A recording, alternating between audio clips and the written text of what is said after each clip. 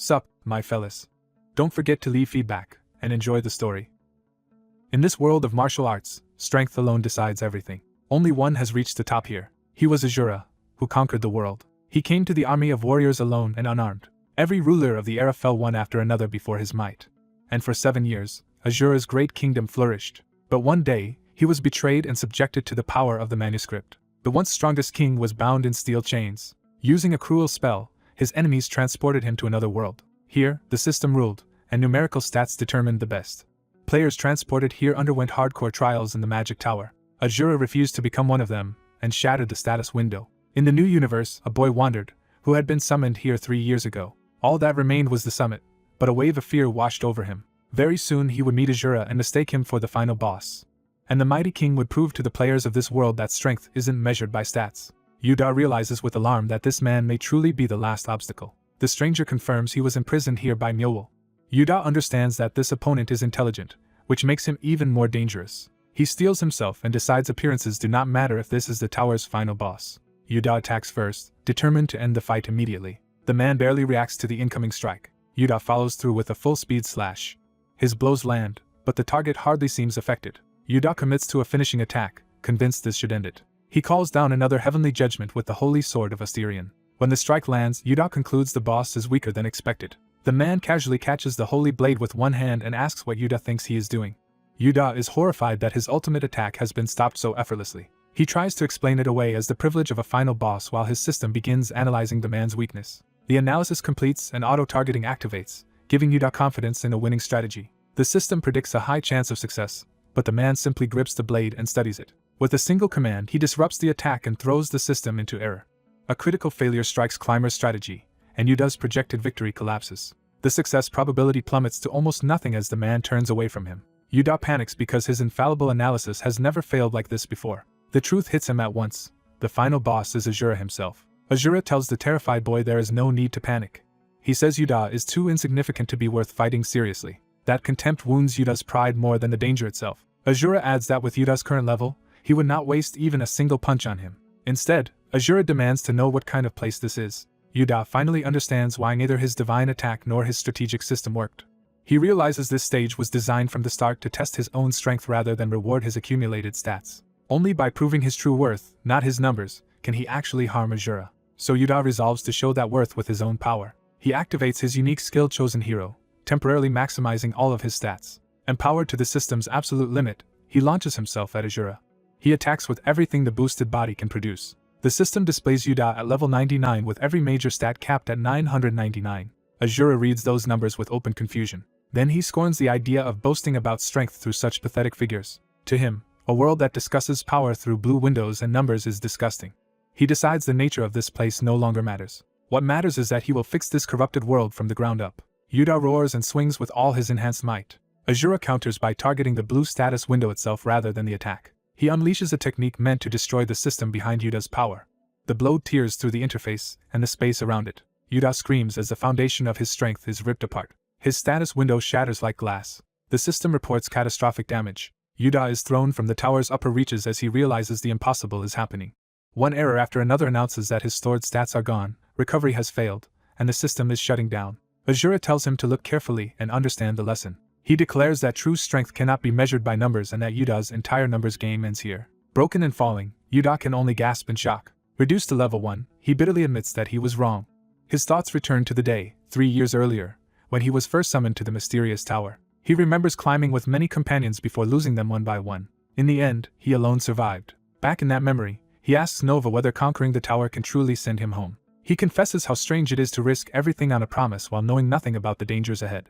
Nova admits that returning home may indeed be impossible, but she reminds him that Goddess Ashwa said everything in the tower has a purpose. Because of that, she believes Yuda's journey must hold precious meaning. In the present, Asura repeats that these empty number games are finished. Yuda lies shattered beneath the falling debris, left with only that terrible realization.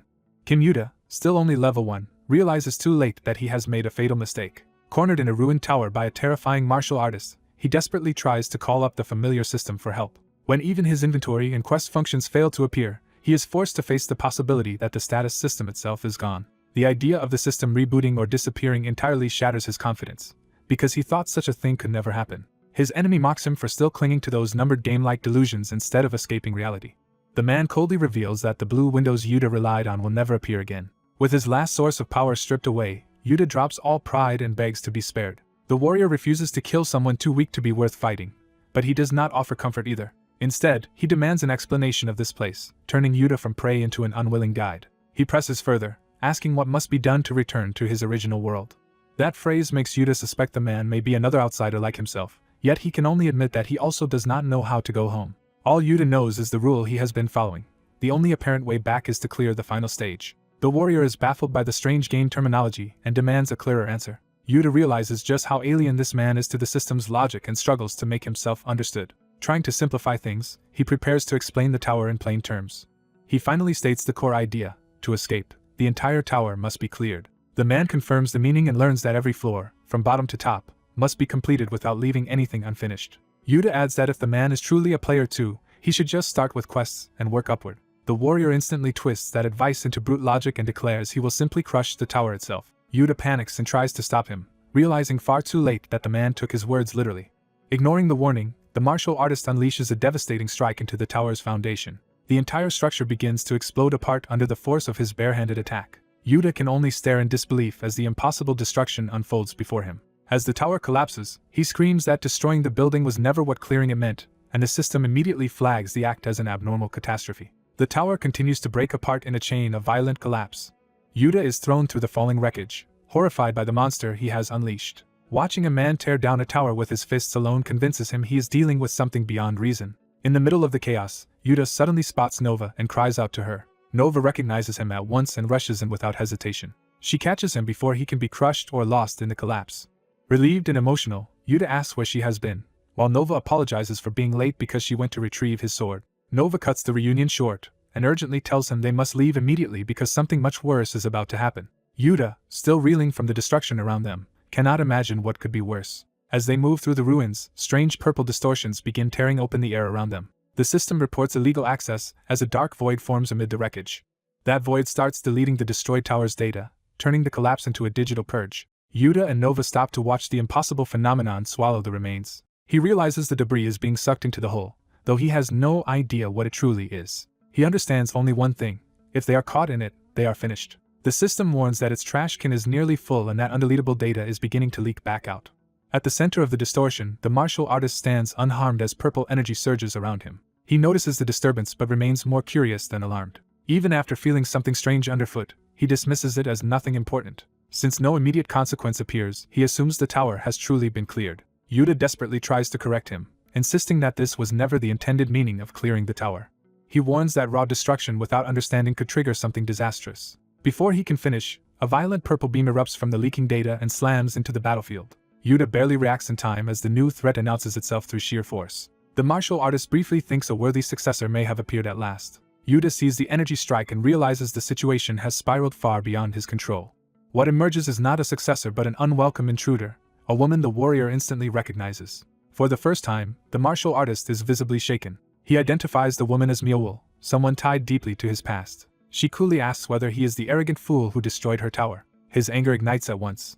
He charges her in fury, accusing her of hiding here and demanding to know how she dared do this to him. Myeowol answers his rage with a casual gesture. With a single motion, she slams him into the ground and halts his assault effortlessly. Yuta can only shout in shock as the man who seemed invincible is overpowered in an instant. Myeowol repeats her question, making clear she expects an answer, not defiance. She wants confirmation that he is the one who destroyed the tower. Yuta is stunned that anyone could subdue that monster of a man so easily. He begins to suspect this woman may be the goddess Asura that Nova once mentioned. The warrior studies the force pinning him and realizes it is unlike anything he knew from the Myeowol of his memory. He concludes that although she resembles the woman he knew, her power is something entirely different. Still, the way she speaks convinces him she is indeed the one responsible for building the tower and the system around it. He demands to know whether the numbered games and blue windows were also her doing. Yuta blurts out that he followed her rules exactly and cleared everything just as instructed. He accuses her of creating both the tower and the system that trapped him. The warrior, consumed by his own grievance, demands that she return him to his rightful kingdom. Myeowol's amused smile shows she is not threatened by either accusation. She openly laughs at how little they understand her design. Then she dismisses the very premise Yuta believed in, asking who told him that clearing a tower would send him home. She tells them to destroy towers or stat windows as much as they like, because those things were never the true point. What she really wants is everything she created destroyed, and only then will she send Yuta back to his world. To make that possible, she begins restoring discarded data and manufacturing dummy players from the system's trash. Yuta stares in horror as the battlefield fills with purple light and reconstructed forms. The leaked data resolves into the faces of people he once knew, people who should have been dead. Mule reveals the cruel truth. The towers he must destroy still exist everywhere in this world. Her words expand the scale of his burden from one tower to countless towers spread across the land. Refusing to accept her control, Yuta launches himself at her with his sword blazing. He strikes with everything he has, trying to cut her down before she can say more. Mule blocks the attack with a shimmering purple barrier and barely seems inconvenienced. She mocks his desperate assault as worthless trash. Around her, more restored figures arm themselves and prepare to move. She repeats that the towers he must destroy remain, now backed by an army of reconstructed players. The dead gather in ranks around her, transformed into obedient remnants of the system. She takes pleasure in reminding Yuta that this world is filled with such towers in overwhelming numbers. Yuta watches one of the restored figures step forward and realizes the nightmare is becoming personal. The resurrected players begin speaking with fragments of old purpose, as if their past selves are echoing through them. Mule insists that no matter what power Yuta has, the world's balance cannot be overturned so easily. Faced with the army she has raised, Yuta is forced back into a defensive stance. Even so, he keeps pressing his attack against Mule, unwilling to surrender. She continues to stop him effortlessly, her barrier turning his fury aside. To her, his resistance is still just another piece of refuse to be managed.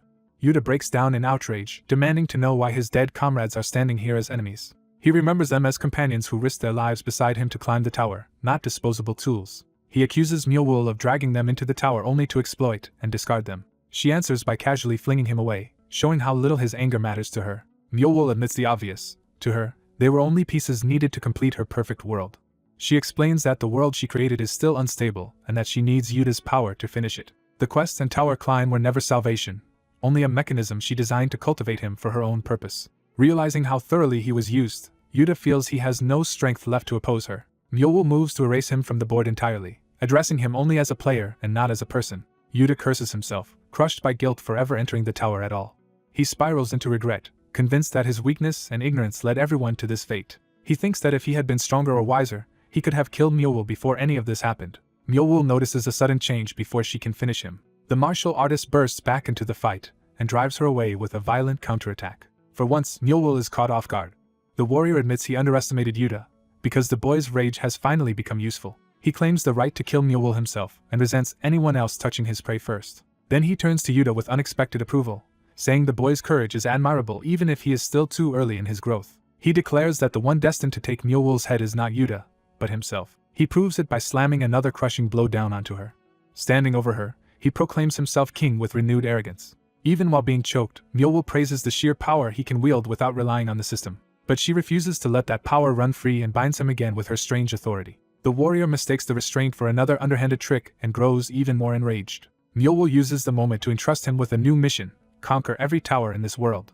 She promises to wait for him at the highest point of the world, turning his hatred into a path she wants him to follow. As she vanishes into purple light, she leaves him with that challenge instead of a final battle. The scene shifts to the deeper truth behind her ambition. She wants every country in the world conquered as part of her design. Left behind in the ruins, the warrior cannot stop comparing her to the Mule he once knew. He bitterly questions why that woman sent him to a place like this at all.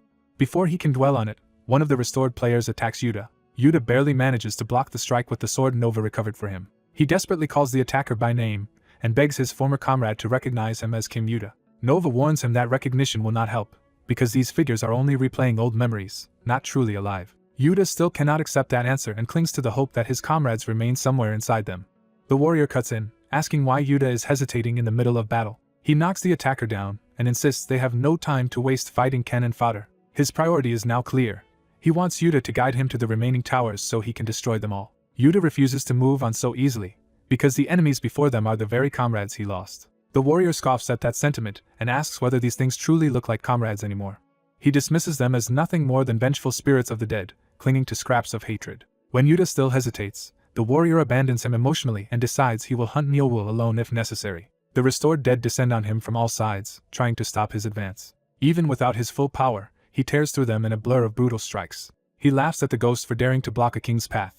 Deciding they are beneath his time, he prepares a single overwhelming blow to wipe them all out at once. He unleashes a devastating Fist King Asura technique that blasts through the entire group. When the dust settles, he remains standing alone amid the wreckage. Only then does he realize something is wrong inside himself. his internal energy is gone, as if Myo sealed his dantian. Instead of despairing, he finds the challenge entertaining and takes it as a personal insult. He vows that even stripped of his inner power, no one will be able to stop him. The surviving restored players continue to close in despite the massacre. He answers by hurling them aside with raw physical force alone. As bodies fly, he reaffirms his pride that he remains the strongest even without martial arts. Facing the next wave of dead, he decides it is finally time to loosen up and fight seriously. A lone fighter devastates a swarm of dummy players, blasting them apart in front of the surviving crowd. Yuda realizes the man is monstrously strong, capable of taking on the entire horde by himself. But even that overwhelming power may not be enough to end the crisis. The fallen dummies begin regenerating, turning the battle into a war of attrition. Yuda understands that if this drags on, even that monster of a man could eventually wear down. Driven by guilt and urgency, Yuda decides he has to step in and help. Nova immediately stops him and tells him to calm down. She warns that with his stats gone, forcing more power from the holy sword could destroy his body and kill him. Yuda admits he knows the risk, but he cannot stand aside any longer. A dying voice pulls him back to the promise of climbing the tower together, sharpening his resolve. He drives the holy sword down and unleashes another desperate burst of power. Yuda accepts that if he gives up now, he will never avenge the comrades he lost. He swears that no matter what happens, he will find the woman responsible for what was done to them. Before he can act on that vow, the long-haired martial artist cuts through the dummies and reaches him. Instead of helping directly, the man orders Yuda to stand his ground and keep drawing the enemies toward himself. He explains the plan in game terms, using Yuda as bait to hold the dummies' attention. The martial artist obeys only grudgingly, furious at being ordered around by someone he considers beneath him. Yuda realizes the tactic is working as the entire mob shifts its focus onto the martial artist. Seeing the opening, he prepares to strike while the enemies are distracted. Meanwhile, two corrupted players watch the battle from the sidelines, waiting for their own chance. Yuda apologizes to his dead companions for what he is about to do. He vows that even if he cannot claim revenge himself, he will at least secure it for them. Calling on the holy sword of Asterion, he invokes heavenly judgment. A pillar of divine light crashes down with overwhelming force. The martial artist watches the attack with amused contempt rather than concern. When the light fades, Yuda collapses from the strain, and the martial artist remarks that he was useful after all. Yuda tries to speak, but the man cuts him off with a cold reminder. He declares that Yuda will not be the one to kill the woman they both seek, because that right belongs to him. As Yuda loses consciousness, the martial artist catches him before he hits the ground. Still carrying him, the man mocks Yuda as worthless for daring to command him twice. Yet Yuda's defiance has entertained him enough to soften his mood. He offers a twisted reward. If Yuda ever surpasses him, he will allow him the chance to kill that woman. With that challenge hanging over him, the martial artist departs from the ruined battlefield. Elsewhere, someone steps onto a stone outcrop deep in the wilderness. A masked figure in fur and antlers stands revealed, watching from above. The mask's eye glows with ominous power, hinting at hidden intent. The story shifts to a remote canyon and waterfall far from the battlefield. There, the martial artist sits beneath the falls in meditation, training his body and mind. He suddenly senses something wrong. In an instant, he bursts from the waterfall with explosive force. He confirms his suspicion that his dantian has been sealed, and he can no longer feel his internal energy. Rather than panic, he treats the sabotage as a bold provocation. Seeing Yuda lying nearby with the holy sword cast aside, he decides he has no choice but to involve him. He kicks Yuda awake and demands to know how long he plans to keep lying there. When Yuda is sent flying, the martial artist watches without sympathy. Yuda scrambles up and accuses him of finally showing his true colors as a brute. The martial artist dismisses the complaint and says he has no time to spar, because he must destroy the towers immediately. He orders Yuda to get up and come with him at once. Yuda refuses, arguing that hunting the woman matters more than smashing towers. The martial artist explodes in anger at Yuda's failure to grasp the obvious.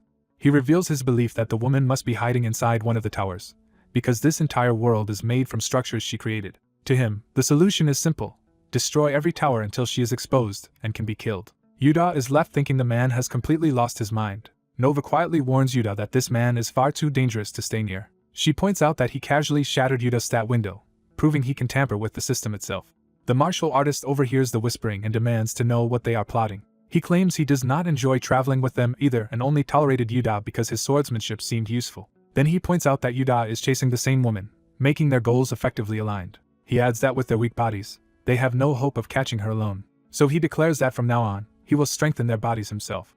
Their destination becomes clear as a strange tower rises ahead in the forest. After a punishing journey, they finally arrive at it. The martial artist immediately wonders whether this is one of the woman's towers. He notes that Yuda has grown quickly over the past few days. With that improved physique, he judges Yuda might now be of some minor use.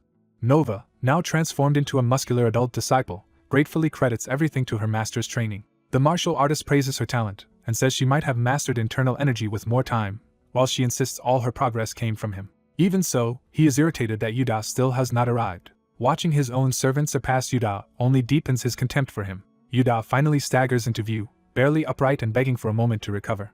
He curses the insane training that forced him to run while carrying a massive log. Yuda realizes in horror that this has turned into a brutal boot camp. He is even more disturbed by Nova's complete personality shift, but he is too exhausted to keep thinking about it. At last his body gives out entirely in front of the martial artist. The man sneers that Yuda only barely managed to catch up.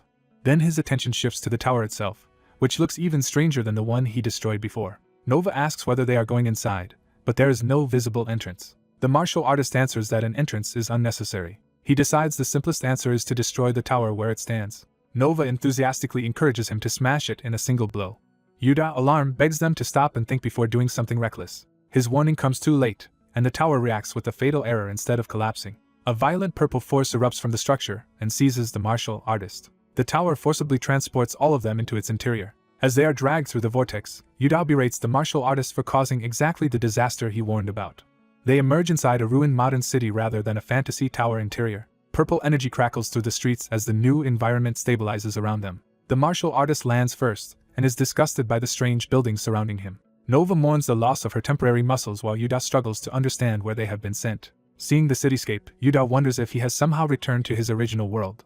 Nova urgently points him towards something ahead. The streets are littered with bodies, and Yuda realizes they look like dead players. The sheer number of corpses convinces him this cannot be the world he once knew, leaving him unsure what place this really is. Then a dark command rings out, calling something to rise. Purple soul flames begin pouring out of the dead bodies.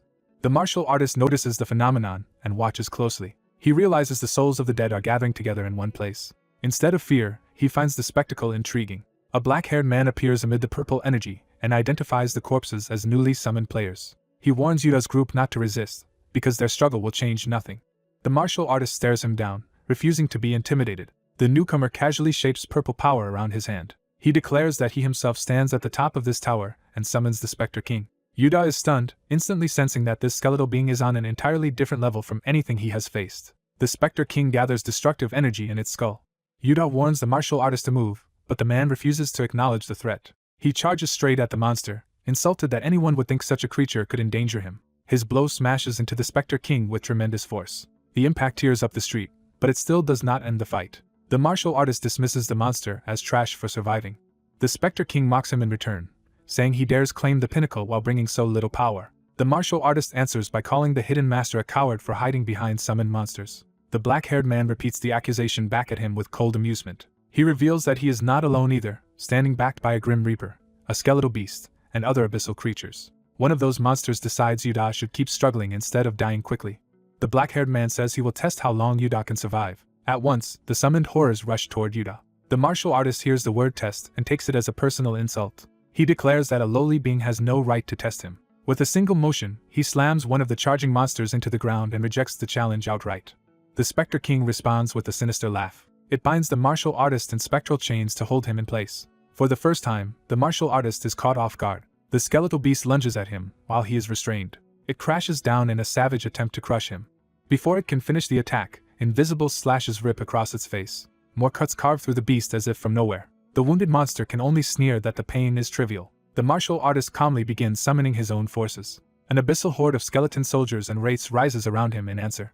One of his summoned soldiers steps forward to engage. A burst of blue force erupts from the martial artist's side, blasting back the enemy swarm. A massive red demon-like ally charges into the battlefield under his command. That brute meets the skeletal beast head-on and hammers it with overwhelming physical force. At the same time, more summoned wraiths claw their way up around the martial artist, expanding his army. The martial artist is briefly puzzled by the ease with which his summons answered. Watching the black-haired man from the corner of his eye, he admits he cannot understand what he is facing. He senses no stats and no recognizable skills from this opponent at all. That only deepens the mystery of how such power is possible. The black-haired man draws twin purple blades and prepares a decisive move. He tells the martial artist there is no need for explanations because he will simply absorb his soul and learn the truth directly. He unleashes an authority called Brand of Extinction, flooding the area with annihilating purple power. Yuda and Nova can only shield themselves from the blast and watch in terror. Yuda is shaken that the martial artist is fighting this terrifying being on equal terms in a direct duel. He can no longer tell what kind of existence that black-haired man really is. Nova urges Yuda to run, convinced they are now caught between monsters beyond anything a player should be. She says the black-haired man no longer feels like a player at all. What she senses from him is closer to the divine power of goddess Asura herself. The ruined city trembles under the clash of their powers as the battle escalates. Amid the settling dust, the black-haired man steps forward and wonders whether the soul before him is finally the last one he needs. The black-haired player declares that a troublesome foe has finally been dealt with, ending his contract with goddess Asura. He immediately turns his power on the nameless player and invokes soul absorption to claim his soul. He coldly promises to put that stolen soul to use for his own ends. Before he can settle the matter, a violent force interrupts and drives the scene into chaos. The black-haired player realizes the mention of a goddess points to the woman who sealed his dantian. The long-haired warrior confirms it is that very woman, and his hostility sharpens at once. The black-haired player admits he had been searching for her anyway, so this encounter suits him. The warrior warns that if he values his life, he will reveal where Asura is. Instead of backing down, the black-haired player accepts that the fight was never going to end peacefully. He summons a storm of spectral swords and makes it clear that the one dying here will be his opponent.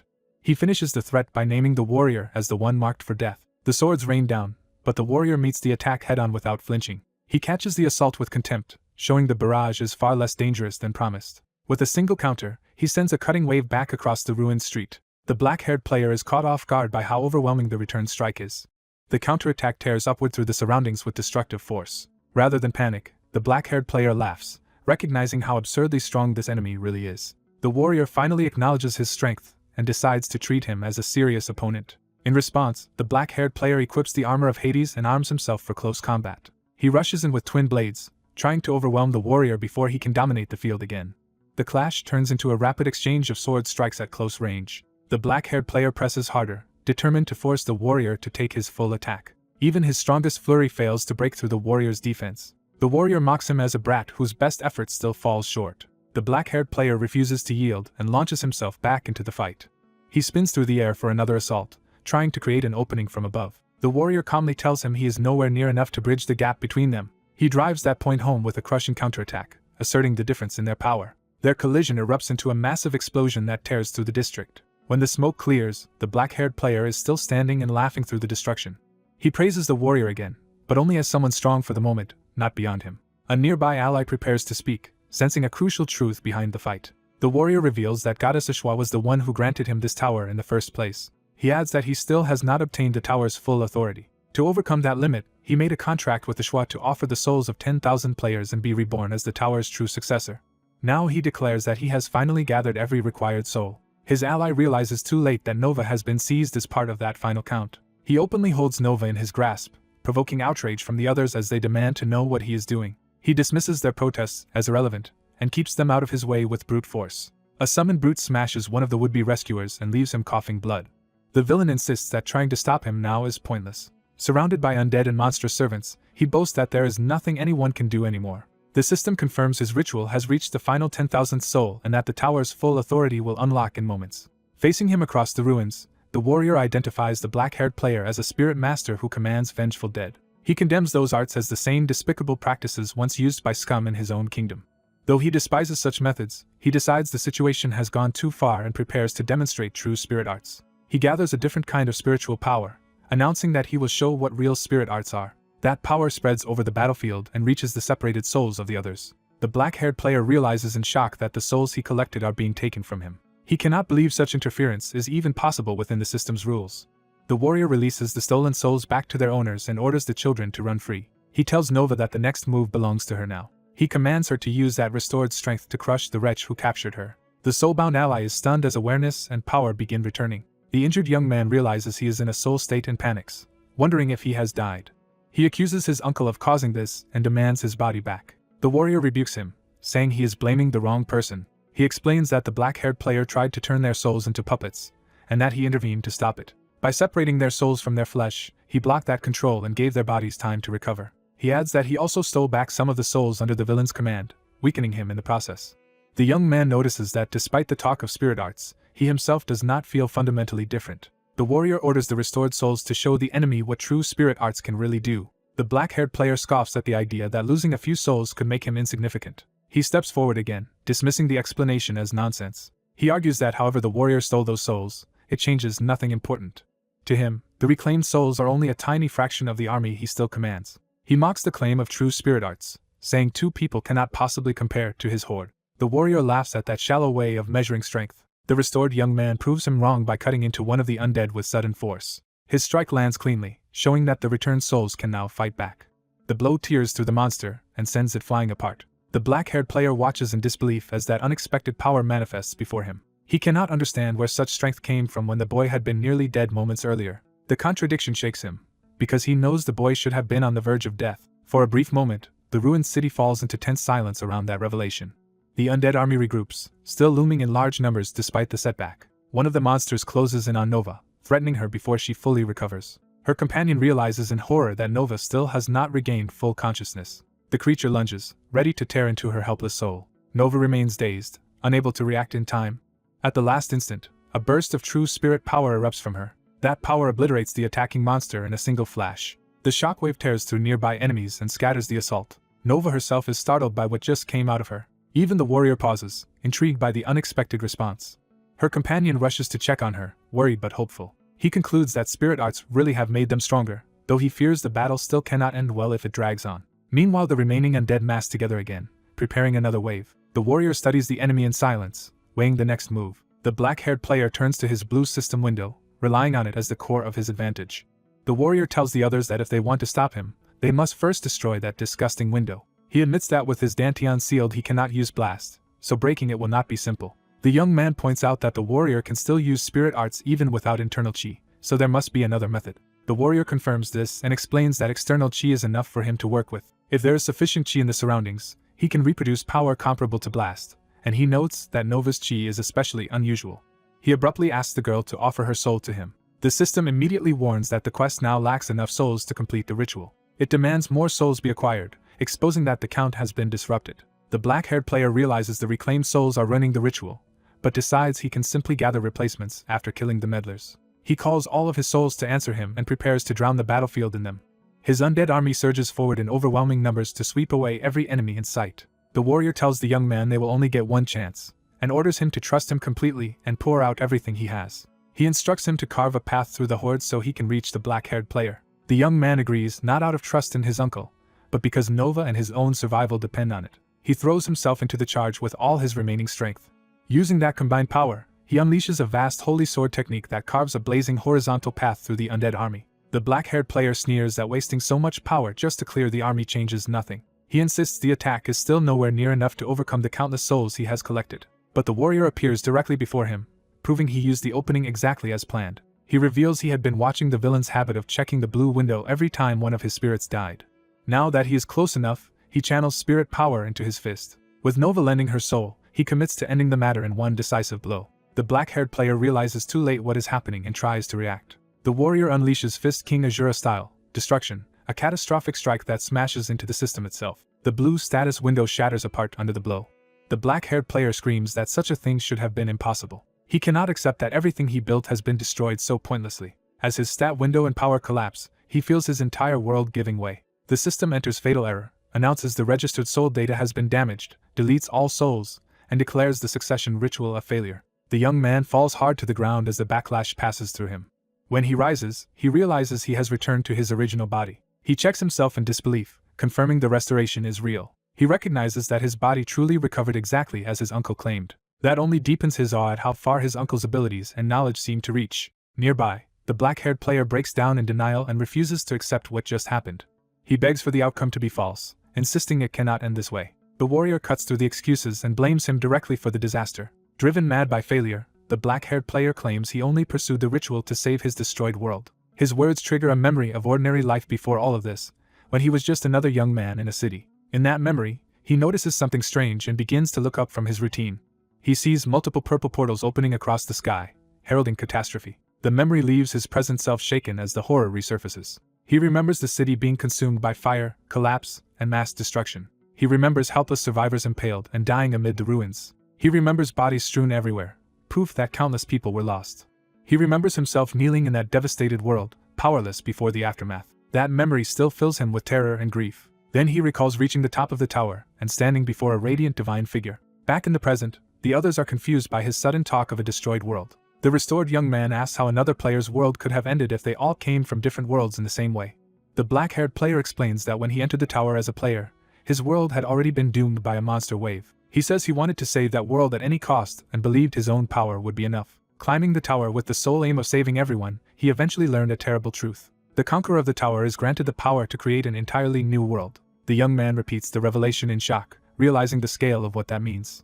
The black-haired player admits he used that power to try to recreate his ruined world inside the tower exactly as it had been before destruction. He insists everything he did came from the desire to save and protect his people with the strength he had earned. Even so, he cannot let go of his rage over losing that chance. He blames the others for ruining everything and claims the quest would have succeeded if they had not interfered. The warrior rejects that self-justification outright and condemns him as a coward hiding behind excuses. A furious accuser tears into the young man, saying his claim of wanting to save everyone was always a lie because he fled when the world was falling apart. The attack continues by mocking his dream of remaking the world as a hollow obsession with power rather than a genuine act of salvation. The long-haired warrior dismisses the idea of rebuilding a world inside the tower as meaningless fantasy with no real value. Seeing the young man lost in grief and delusion, the warrior decides to force reality on him. He bluntly declares that the young man only wanted to escape his weakness and indulge in pretending to be a hero. Unable to bear the accusation, the young man explodes in rage. He throws himself forward in a desperate attack, trying to silence the man by force. The warrior meets the charge head-on and crushes him with a brutal counterblow. The impact tears through the ruined ground and sends destructive force surging away from the clash. Even while coughing blood, the young man insists that he truly chose this path to save everyone. His mind flashes back to the moment he cleared the entire tower and was acknowledged as its conqueror. A woman in white offered him one reward: return to the instant before his world's destruction and face the monster wave. That option would let him fight for real and save his original world. But she also tempted him with another path: inherit the tower's power and recreate the world he had lived in inside the tower. She forced him to choose between harsh reality and a fabricated salvation.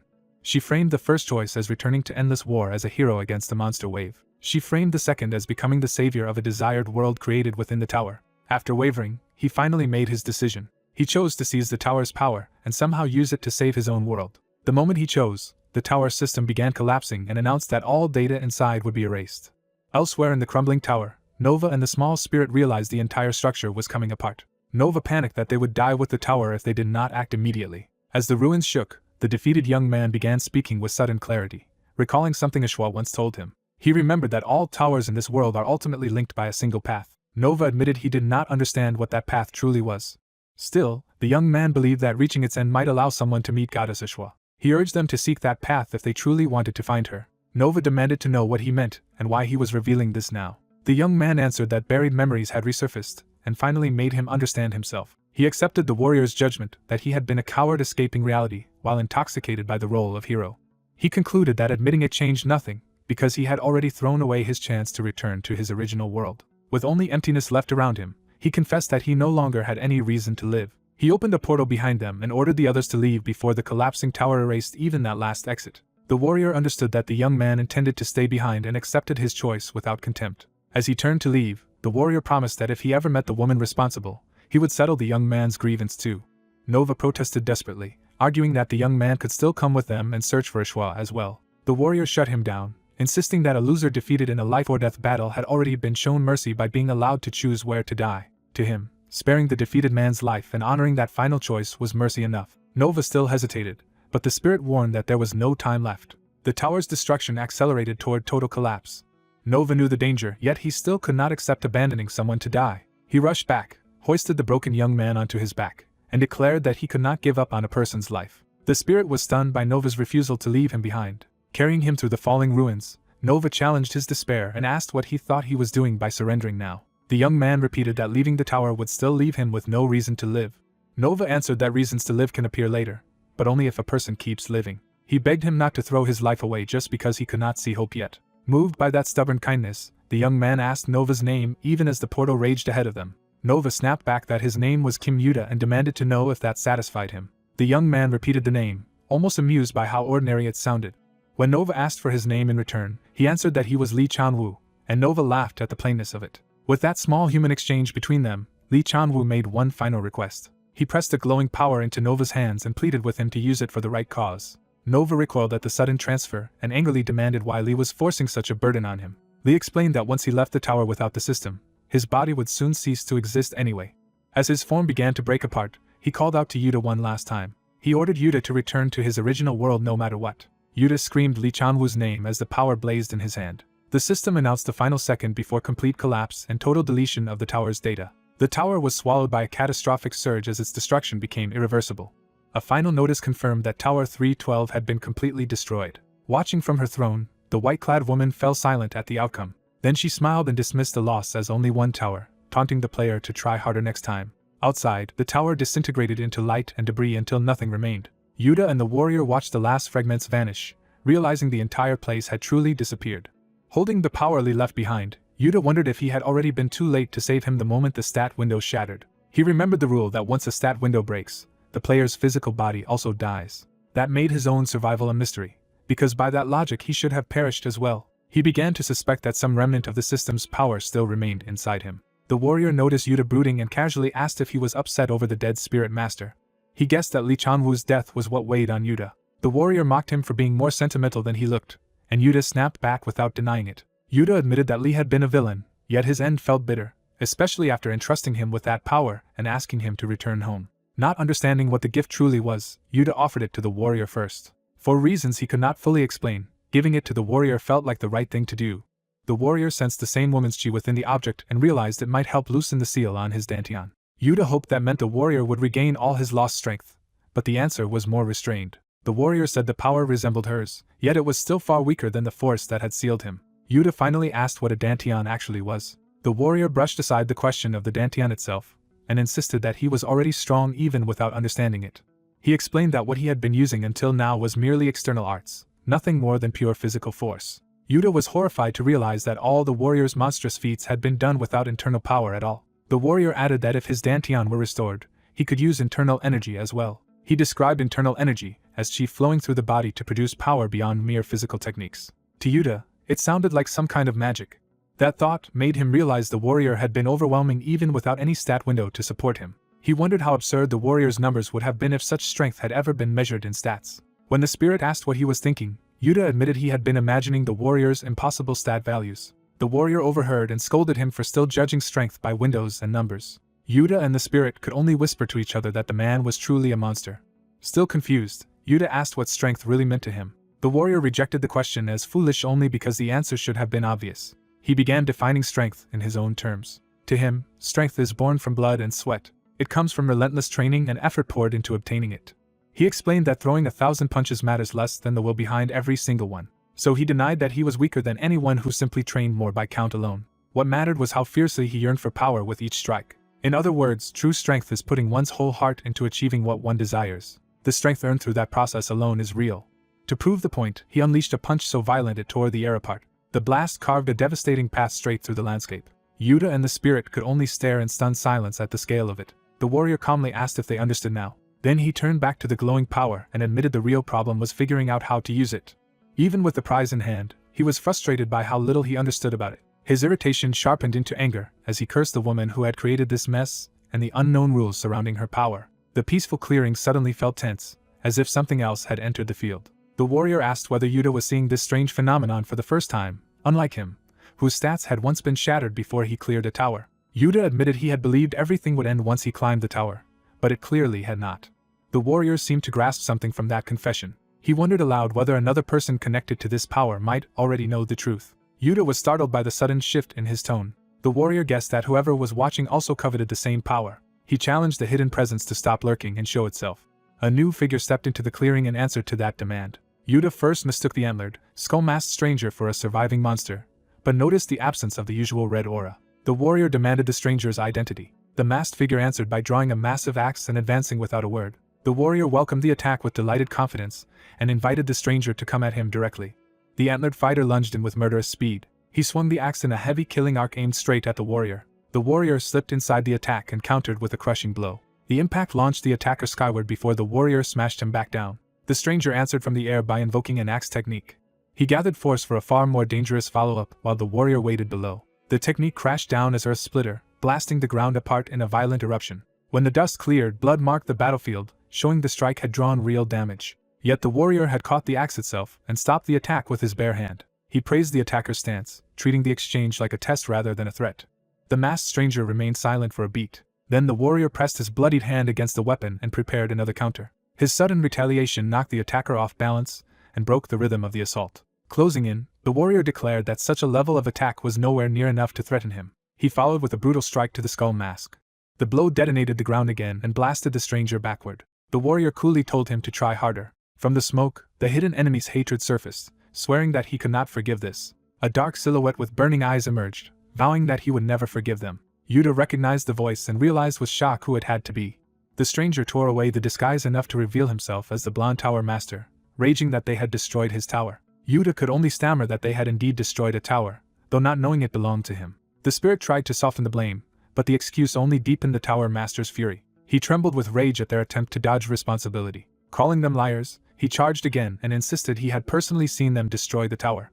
He demanded to know their true goal and why they had done it. The warrior finally answered with cold contempt. He said that because of this man, he had spent 2 full years trapped and wandering a desolate world. He declared that without that interference, he would have returned to his original world long ago. Then he dismissed the tower master's outrage entirely, saying a loser has no right to complain so much after being beaten. Kim Yuta is caught off guard by something he did not expect. The tense moment gives way to a new scene under a rising sun. Realizing he misjudged her, Yuta apologizes to Kalina for nearly harming her. Kalina, still kneeling, accepts the apology with equal sincerity. Yuta tries to ease the awkwardness and asks her to stand, treating the clash as an understandable mistake. Once she rises, he admits her climb to the top of the tower makes no sense given her apparent stats. He asks to inspect Kalina's status window again, and she agrees. Kalina opens her status window for him without hesitation. The numbers confirm the impossible. Despite reaching level 86, every basic stat remains at 1 while tens of millions of points were never assigned. Yuta realizes she cleared the tower by leveling alone without ever spending her stat points, a feat he thought impossible.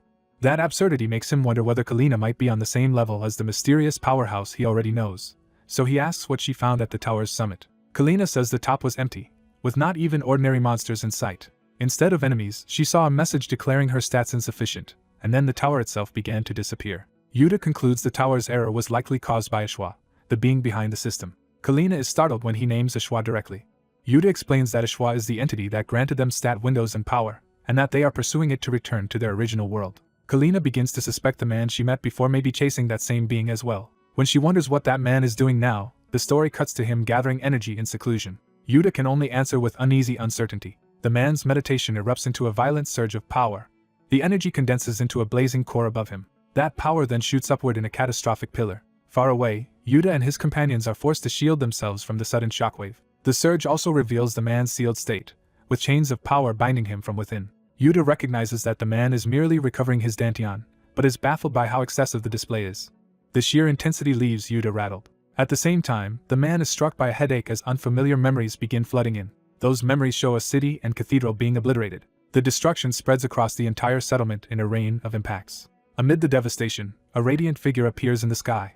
A white-haired woman in those memories screams in despair. Yuta realizes the memories feel strangely familiar, especially one face within them. The man emerges from the surge with fragments of those memories still lingering. He notes that his internal energy has started moving again, though only barely. To fully unseal his dantian, he decides he needs far more of this power. Remembering the woman who sealed him, he concludes that the successor's power is the key to breaking that seal. That realization amuses him. He declares that he has finally found a way to restore his strength completely. With renewed purpose, he orders Yuta to hurry to the next tower. Yuta hesitates and points out that not every tower may even contain a successor's power.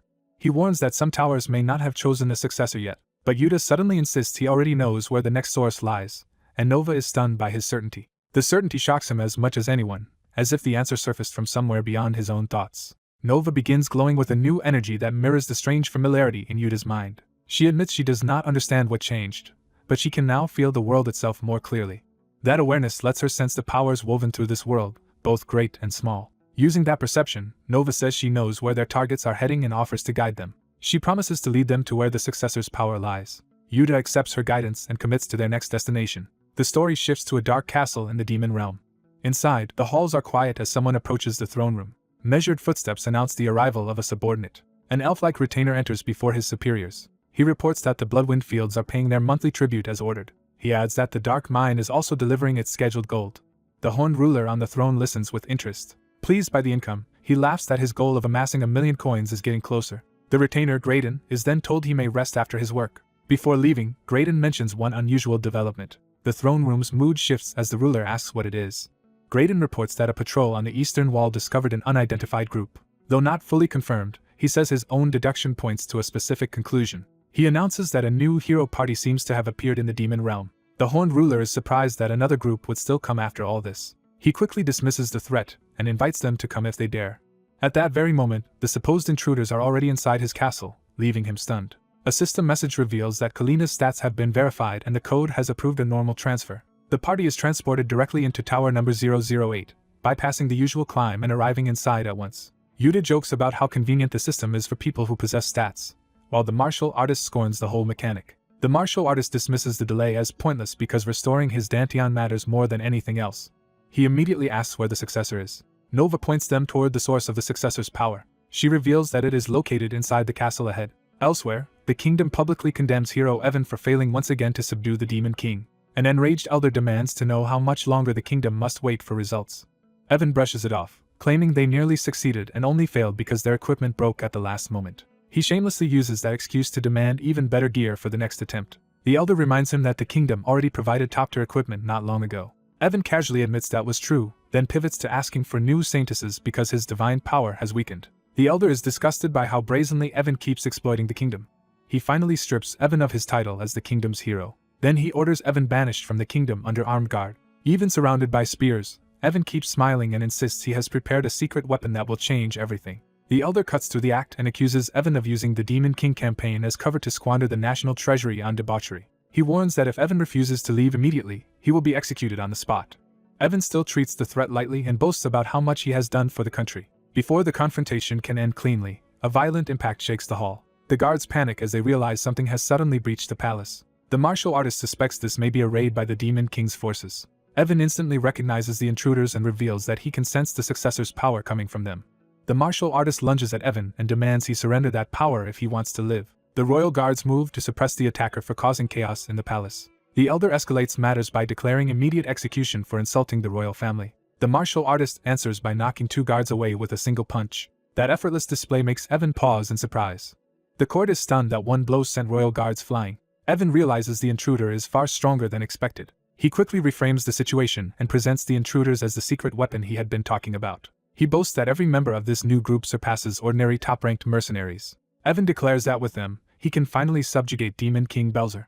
The martial artist is thrown off by hearing the Demon King's name spoken so casually in this scheme. The story briefly shifts outside as the city remains unaware of the chaos within. Evan is then shown crashing down elsewhere, as if recalling or reenacting another violent moment. The martial artist rejects Evan's grand claims as nonsense. Evan recovers easily and asks whether they are players or successors, showing he understands the system better than he first let on. Yuta starts to answer honestly but hesitates. Evan cuts off the formalities and focuses on the only thing that matters to him, their interest in the successor's power. He cheerfully claims they have come to exactly the right place and proposes they defeat the Demon King together. The martial artist shuts down the chatter and makes clear he only wants to extract the power from Evan's body. Evan is intrigued rather than frightened. He challenges the martial artist to try, pointing out that he seems very sure the power would survive forced extraction. The martial artist confirms that he intends to rip it out by force anyway. That answer shocks him because it reveals he does not know the basic rule. Evan explains that if a successor's power is taken by force, it is destroyed. He offers a bargain instead: help him clear the Demon King quest, and he will hand over his power willingly afterward. The martial artist initially dismisses the proposal as worthless. Yuta intervenes, reminding him that Lee Chanwoo's power was also transferred voluntarily rather than stolen. That detail makes Evan realize Yuta understands the system better than most. Seeing someone reasonable at last, Evan introduces himself properly and learns Yuta's name. Yuta tries to ask how Evan knows so much about successor powers, but Evan pushes the conversation forward before answering.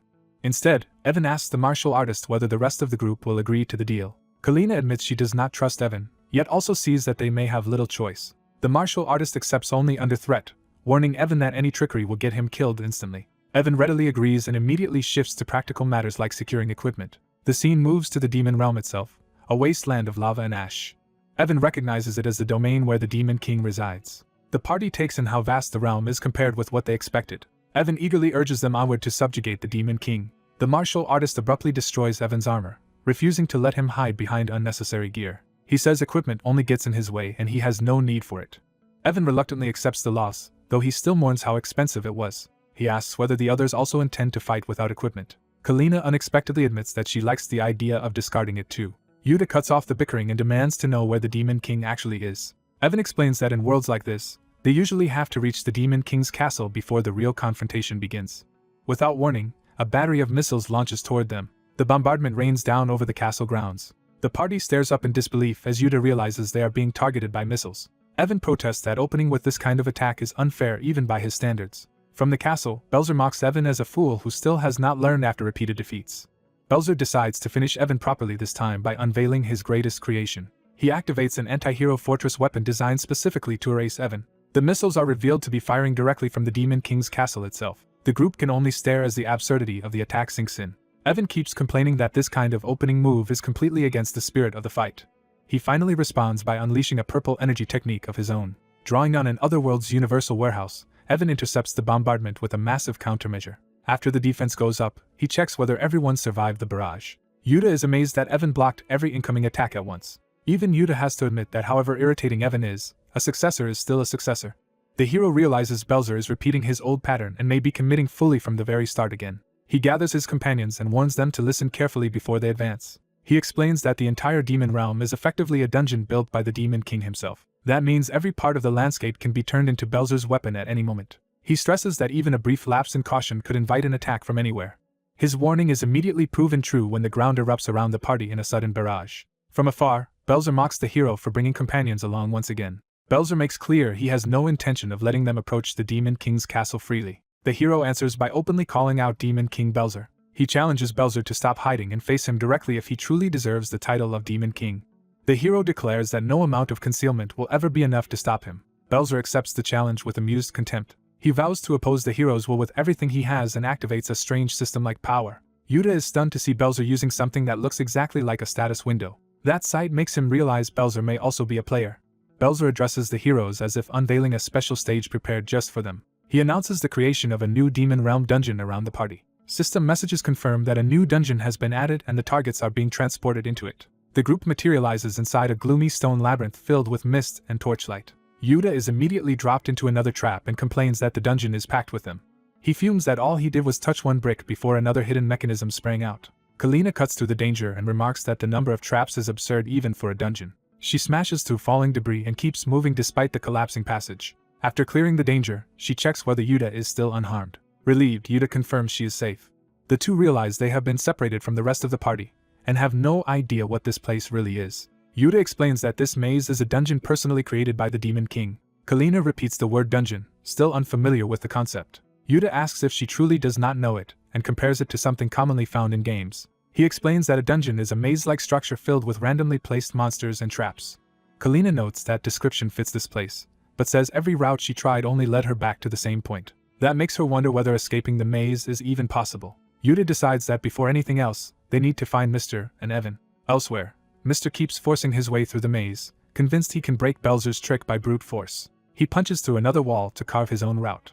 Evan can only watch in weary disbelief as Mr. keeps smashing the dungeon apart. He scolds Mr. for making the maze even harder to navigate by destroying everything. Mr. dismisses Evan's complaints and refuses to take orders from him. He insists he will find his own path no matter what Evan says. Evan gives up arguing and points out that all this destruction still sends them back to the starting point. He admits that Belzer prepared this trap far more carefully than before. Even the Pathfinder tool Evan brought is failing to reveal any route through the maze. Frustrated, he wonders if this attempt will end like the others, with the Demon King still out of reach. He concludes that if nothing changes, he cannot return to the kingdom in defeat. The small spirit presses him on why he never mentioned something important earlier. She reveals that besides Evan, there was another successor in the tower. Evan pretends not to understand what she is implying. She accuses him of already knowing that Belzer was a player just like him. She says she sensed the same successor power from Belzer as well. Evan admits she is sharper than she looks. He finally reveals that there were originally two successors in the tower, and another player stood beside him on the top floor. The spirit asks directly whether that other player was Belzer.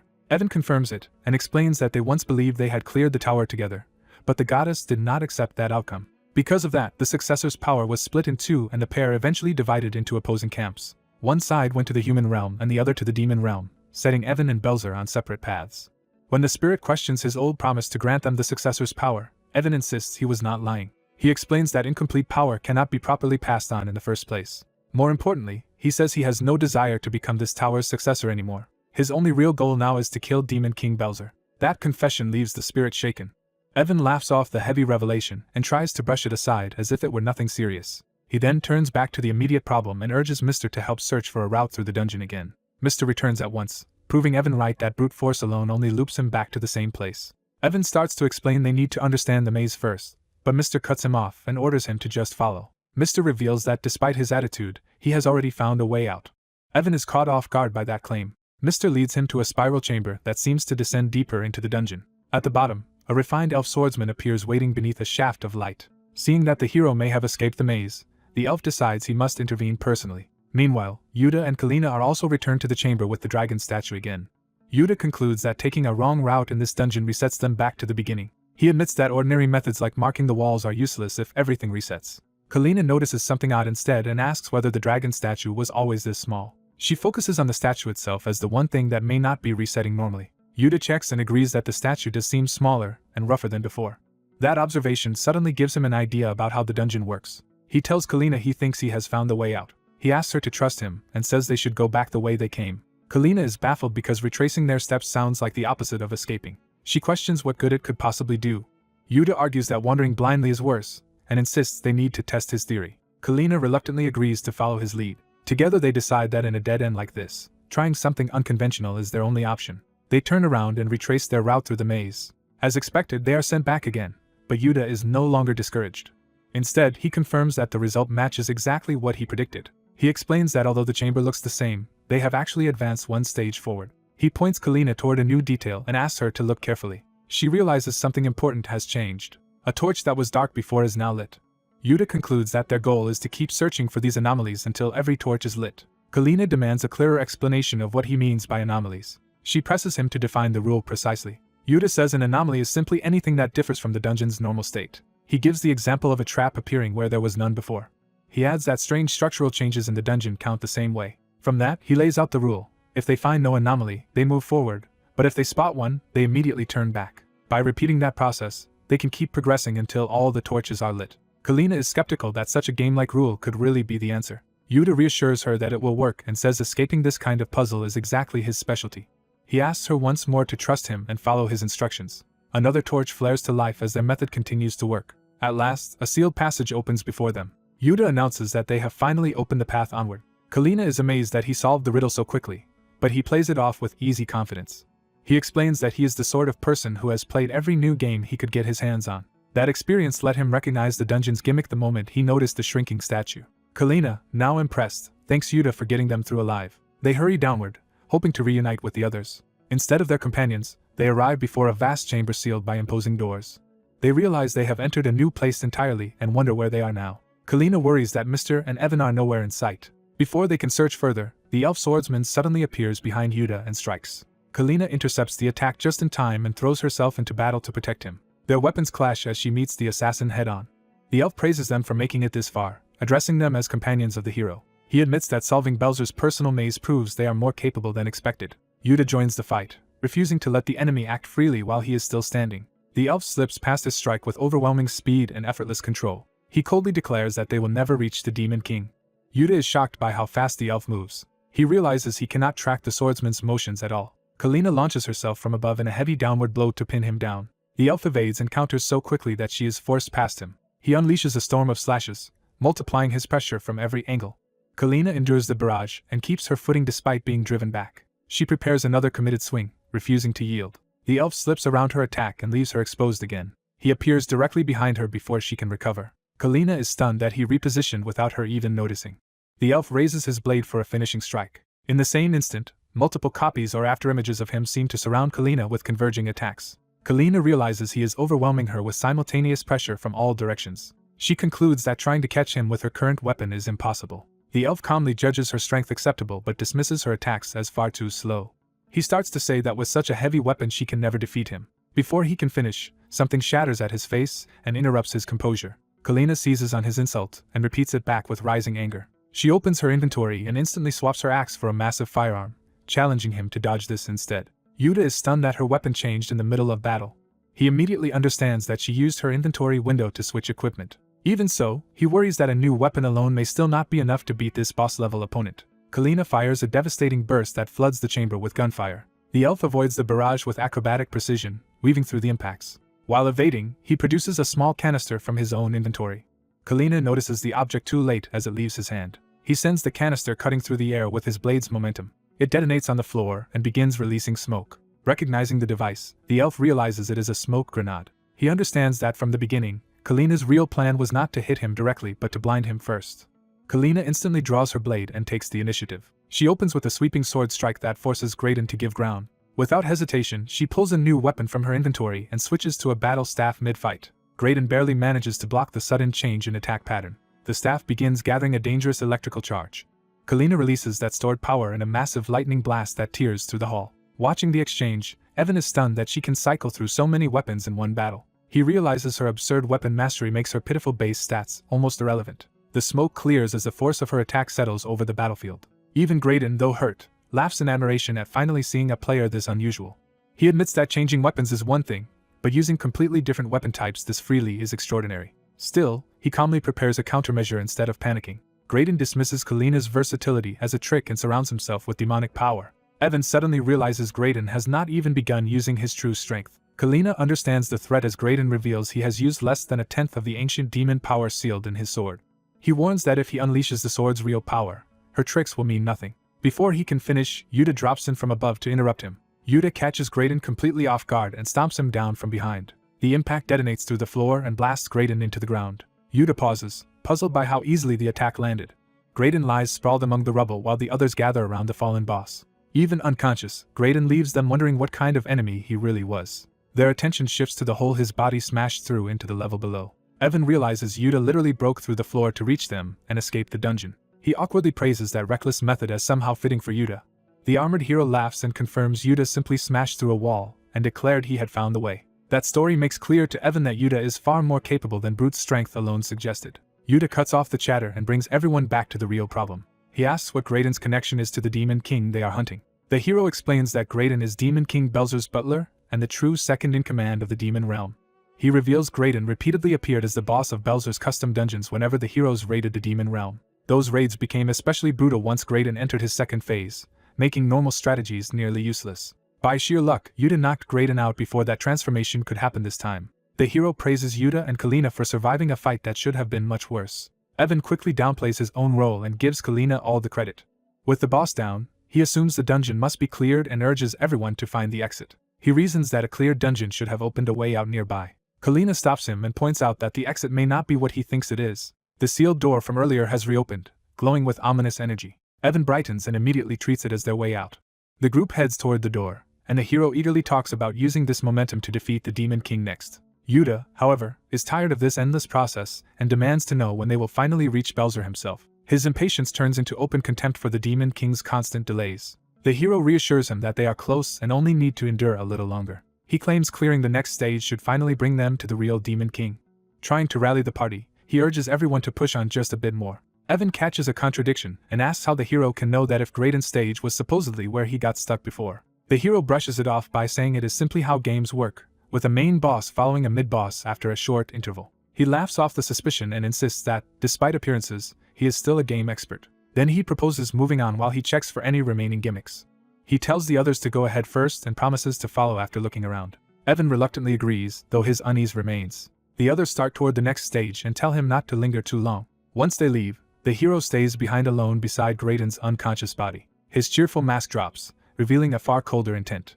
He decides to finish the task he was really waiting to do. Using a strange purple sphere, he activates a hidden system-like power. That power engulfs Graydon and invokes the Otherworld's universal warehouse store. Graydon's body is dragged into the effect as if being processed like an item. The hero stands inside the purple light while the transfer completes. Smiling to himself, he notes that this makes Graydon the 70th person he has handled this way. He is transported into a vast storage space lined with preserved bodies, confirming a long-running scheme. There he taunts Belzer directly, as if this theft is part of a private contest between them. Meanwhile, the others pass through the door and arrive not at freedom, but inside the Demon King's castle itself. Evan and the little girl are stunned that they have reached Belzer's castle so quickly. The hero soon rejoins them and acts pleased that they arrived faster than expected. He confidently claims the Demon King will fall easily before Yuta's overwhelming strength. Yuta agrees in his own way, believing Belzer would be crushed by a single punch. The hero suddenly turns serious and warns Yuta not to lower his guard. He explains that this castle is not merely a residence but a giant dungeon personally designed by Belzer. Evan is thrown by the idea that the entire castle is one enormous dungeon. What troubles them more is that no monsters appear at all. Evan fears they may be trapped in another puzzle-like dungeon that hides its true path behind anomalies. His suspicion is answered when a blue humanoid figure materializes in front of them. He first mistakes it for a monster summoned by the Demon King.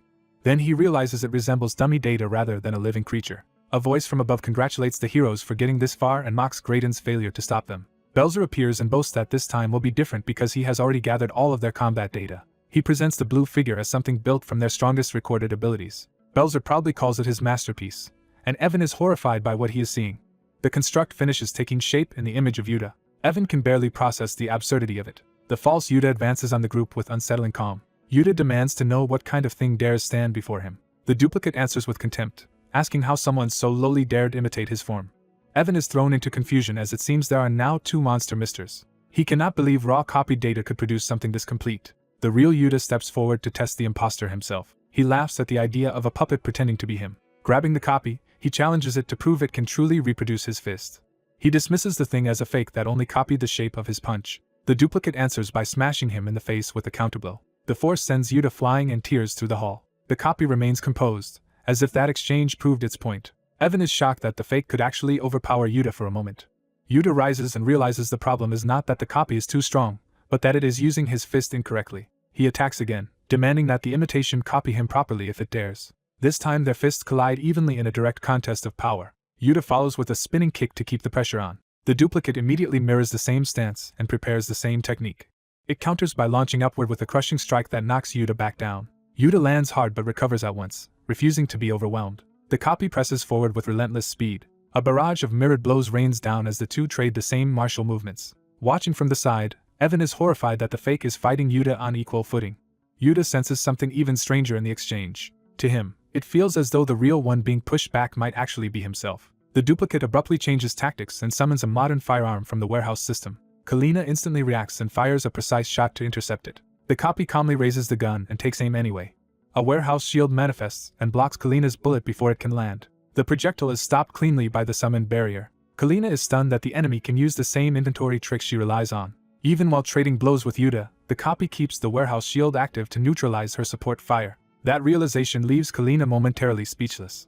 Yuta orders the imitation to focus on him alone instead of hiding behind cheap interference. He unleashes a furious close-range combination to overwhelm it with pure martial skill. The copy responds by summoning another item from the inventory, this time a warhammer.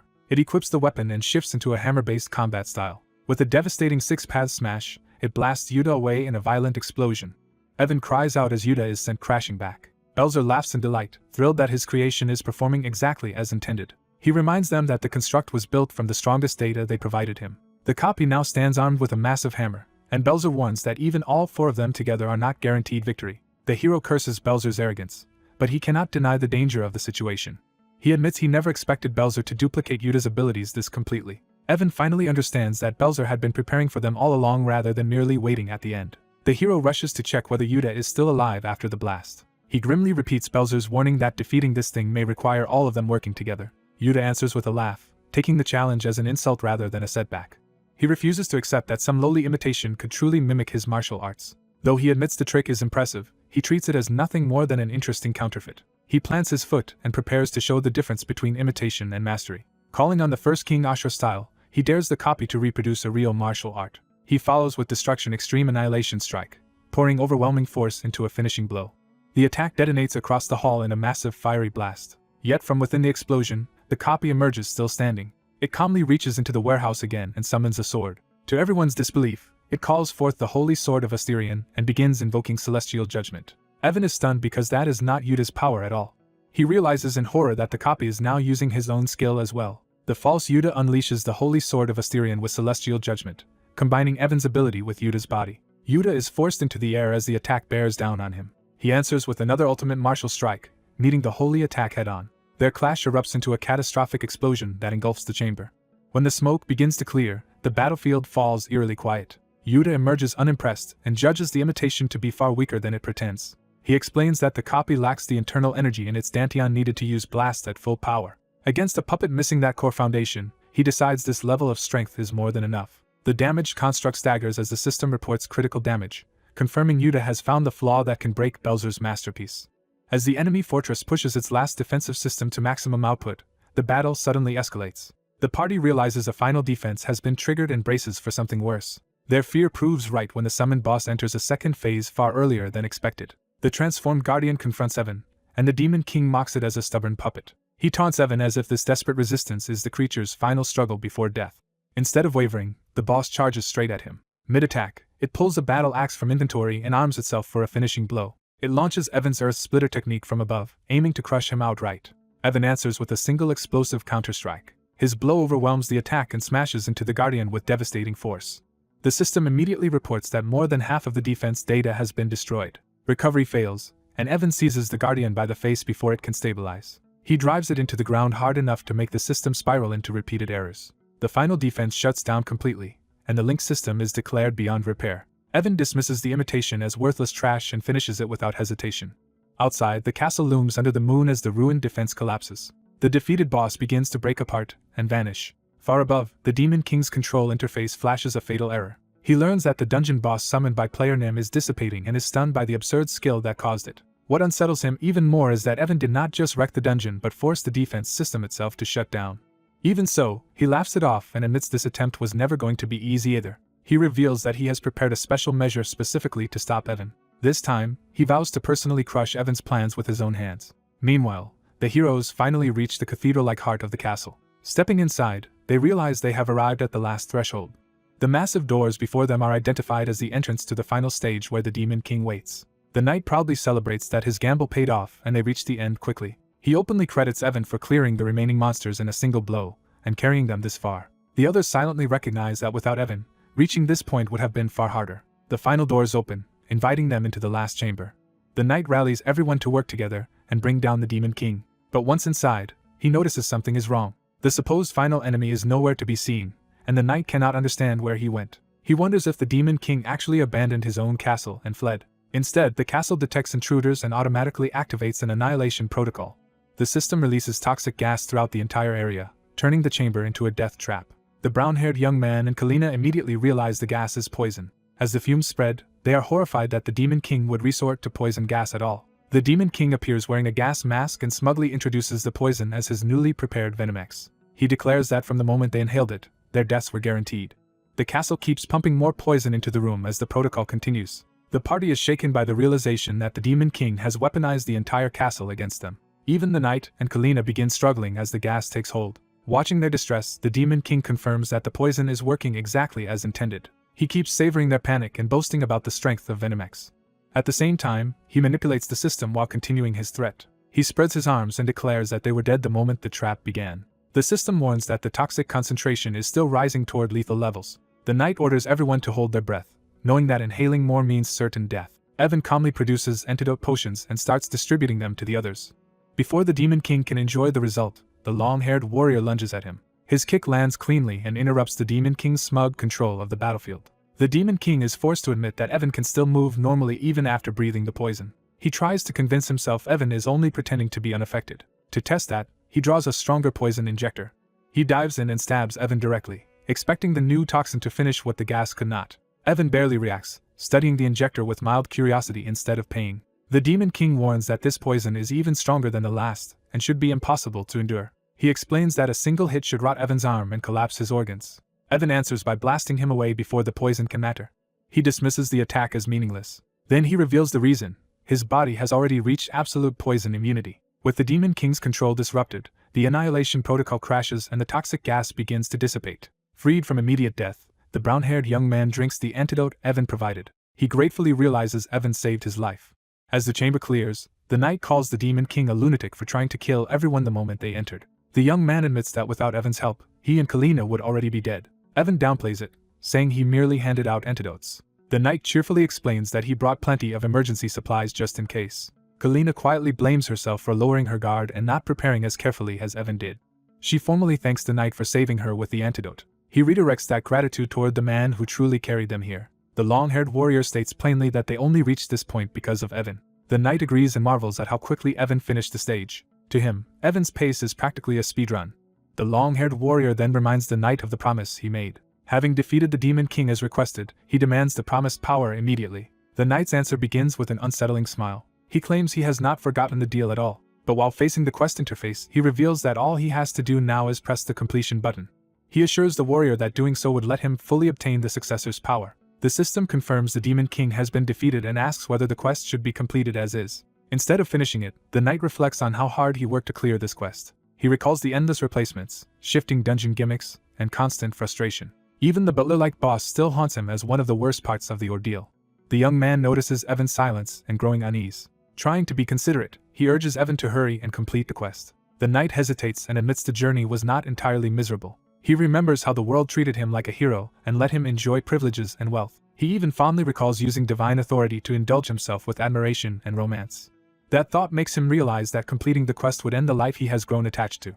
A dangerous idea takes hold, and he begins wondering whether ending everything now would be a waste. The young man senses the shift and demands to know what he is thinking. The knight finally says it outright. Rather than finish, he wants to start over from the beginning. The system accepts his refusal and sends the quest into a hidden third route.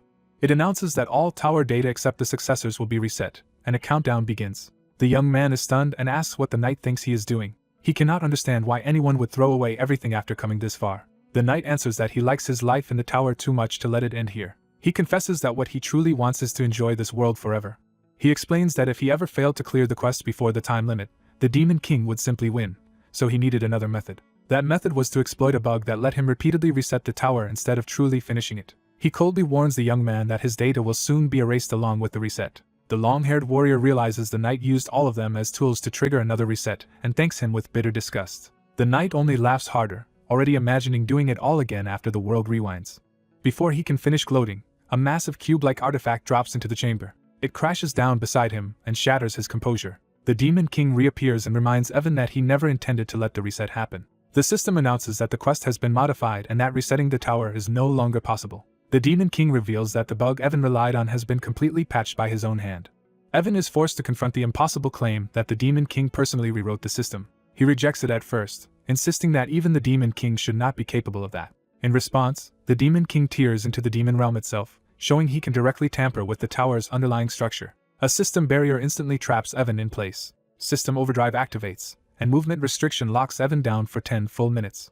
The Demon King tells him that all those repeated resets gave him exactly what he needed most: time. By watching Evan abuse the reset loop, he learned the tower's systems and structure in detail. He concludes that the tower was riddled with flaws, contradictory logic, and exploitable code. That is why Evan had been able to exploit the reset bug for so long. And that is also why the Demon King could identify and eliminate the very bug that let Evan restart without completing the quest. Now he declares that every bug in the tower has been dealt with, leaving Evan no escape. With that advantage secured, he moves to end their struggle for good. He announces that their true final game begins here and now. The system creates a sealed one-on-one combat space and forbids any outside interference. Beyond the chamber, the tower itself stands unchanged, as if waiting for the next stage. Inside the dungeon, monsters still surge through the remaining floors. The Demon King unleashes overwhelming power as the battle space destabilizes. A violent blast tears through the arena. At that critical moment, the young man shouts for Evan to act. The knight dives for the core artifact, realizing that destroying it will erase the monsters. He succeeds, and the system confirms the colony core has been destroyed, causing all dungeon monsters to be sequentially eliminated. With the stage suddenly cleared, the knight laughs at how easy it became once the core was gone. He even boasts that together he and Evan can clear any stage. To him, the world feels like the perfect realization of the virtual reality game they always wanted. He starts imagining it as a utopia built just for the two of them. Evan refuses to relax and warns that they still know nothing about the next stage. The knight agrees in words, but his confidence remains absolute. He says that as long as he has the game developer beside him, nothing ahead can threaten them. Evan quietly agrees, but his tone carries a different meaning. He reflects that they climbed the tower so easily because this world truly functioned like a game with strategies for everything. As its developer, he already understood most of its rules, systems, items, and monsters, which made conquering it far easier for him. At last they reached the top and met the being who created this world. Faced with that creator, the knight asks if the rumor is true. He wants confirmation that clearing the special quest can create an entirely new world inside the tower. The creator confirms that it is possible. The knight is thrilled and immediately addresses Evan by his true name, Dronzer, as if the answer settles everything. He calls it a golden opportunity to build the world they always dreamed of. But Evan rejects the fantasy at once and refuses the role the knight imagines for him. He reveals his true desire is not to rule a new world in the tower, but to return to his original world. The knight is left stunned, unable to believe Evan is serious about leaving it all behind. A knight tries to tempt the Demon King by insisting this fabricated world is better than the miserable reality outside. Dronzer rejects that argument and insists that no matter how ugly it is, reality cannot be replaced by a false world. He makes clear that any paradise built here is still only an imitation, never the real thing. The knight is shaken to hear Dronzer hold firm to that conviction. A silver-haired woman steps in, noting that the two men want opposite outcomes and deciding to settle it by force. She declares that the tower's reward, including succession and the chance to return to the original world, can belong to only one victor. So she orders them to prove whose desire deserves fulfillment through their own strength. The reward will go only to whoever clears the quest. The system seals the battlefield off completely, blocking all outside access and interference. Outside the sealed zone, Nim is left confused by the sudden lockdown. He cannot understand why the Demon King has somehow reappeared. Belzer's ally can only stare at the barrier, unable to tell what is unfolding inside. Refusing to stay helpless, he gathers power in his hand. He strikes the sealed space anyway, forcing an abnormal interference that throws the system into error. Nim and his blonde companion are stunned as the impossible breach begins. Belzer's ally keeps pressing in despite the rules, determined to break through. The system reports that an outside intervention has exceeded every allowed limit. Inside the quest space, the battlefield is rewritten into a digital arena where the knight and Belzer face each other again. The intruder pushes the system into overdrive with raw force. He unleashes a torrential attack from the system itself, turning its power into a direct assault. The knight answers by raising magical defenses on both arms. He counters with a skill called Mirror Gate, drawing on the tower's storehouse of power. Belzer is suddenly surrounded by a rain of attacks from every direction. The system escalates again and forms an absolute barrier around the assault. Instead of panicking, Belzer laughs in admiration at how far the system has been bent. He marvels that someone can manually rewrite the system's rules and even create a space like this. The knight takes that as proof that Belzer was always meant to inherit the tower's power. Belzer immediately rejects it and tells him to take the power himself if he loves this world so much. He states flatly that no matter how many times the tower resets, he will never become its successor. The knight laughs and admits he never wanted that burden anyway. What he truly wants is to remain in the tower forever as a player, endlessly enjoying it. His attack cracks the arena itself under the force of the clash. Then Belzer's ally smashes through the broken space and enters the sealed battle. He tears down the barrier with brute force and charges straight in. Belzer is caught off guard by the sudden arrival. The knight realizes too late that the outside interference has become something far worse than a system error. Belzer's ally calmly decides that since the knight tried to deceive him, killing him now would be justified. The knight hurriedly tries to stop him, sensing that he has lost control of the situation. He warns that killing him recklessly will prevent anyone from obtaining the successor's power. He explains that if the quest ends with the Demon King's victory, the reward structure changes completely. In that outcome, Belzer would simply return to his original world and no successor would ever emerge. That would not only erase the successor's power but doom everyone in the tower along with it. Desperate, he urges Belzer's ally to kill the Demon King immediately so the successor's power can still be claimed. Instead of listening, the intruder blasts him away with contemptuous ease. The knight coughs blood, realizing his bargaining no longer works. Belzer's ally dismisses the entire quest and its reward as meaningless. What he wants is not the title but the power hidden inside the knight's body, and he decides to rip it out by force. The knight panics and insists that extracting an incomplete successor's power should be impossible. Belzer's ally ignores the warning and drives his fist in. With a devastating martial technique, he shatters the knight's core at the source.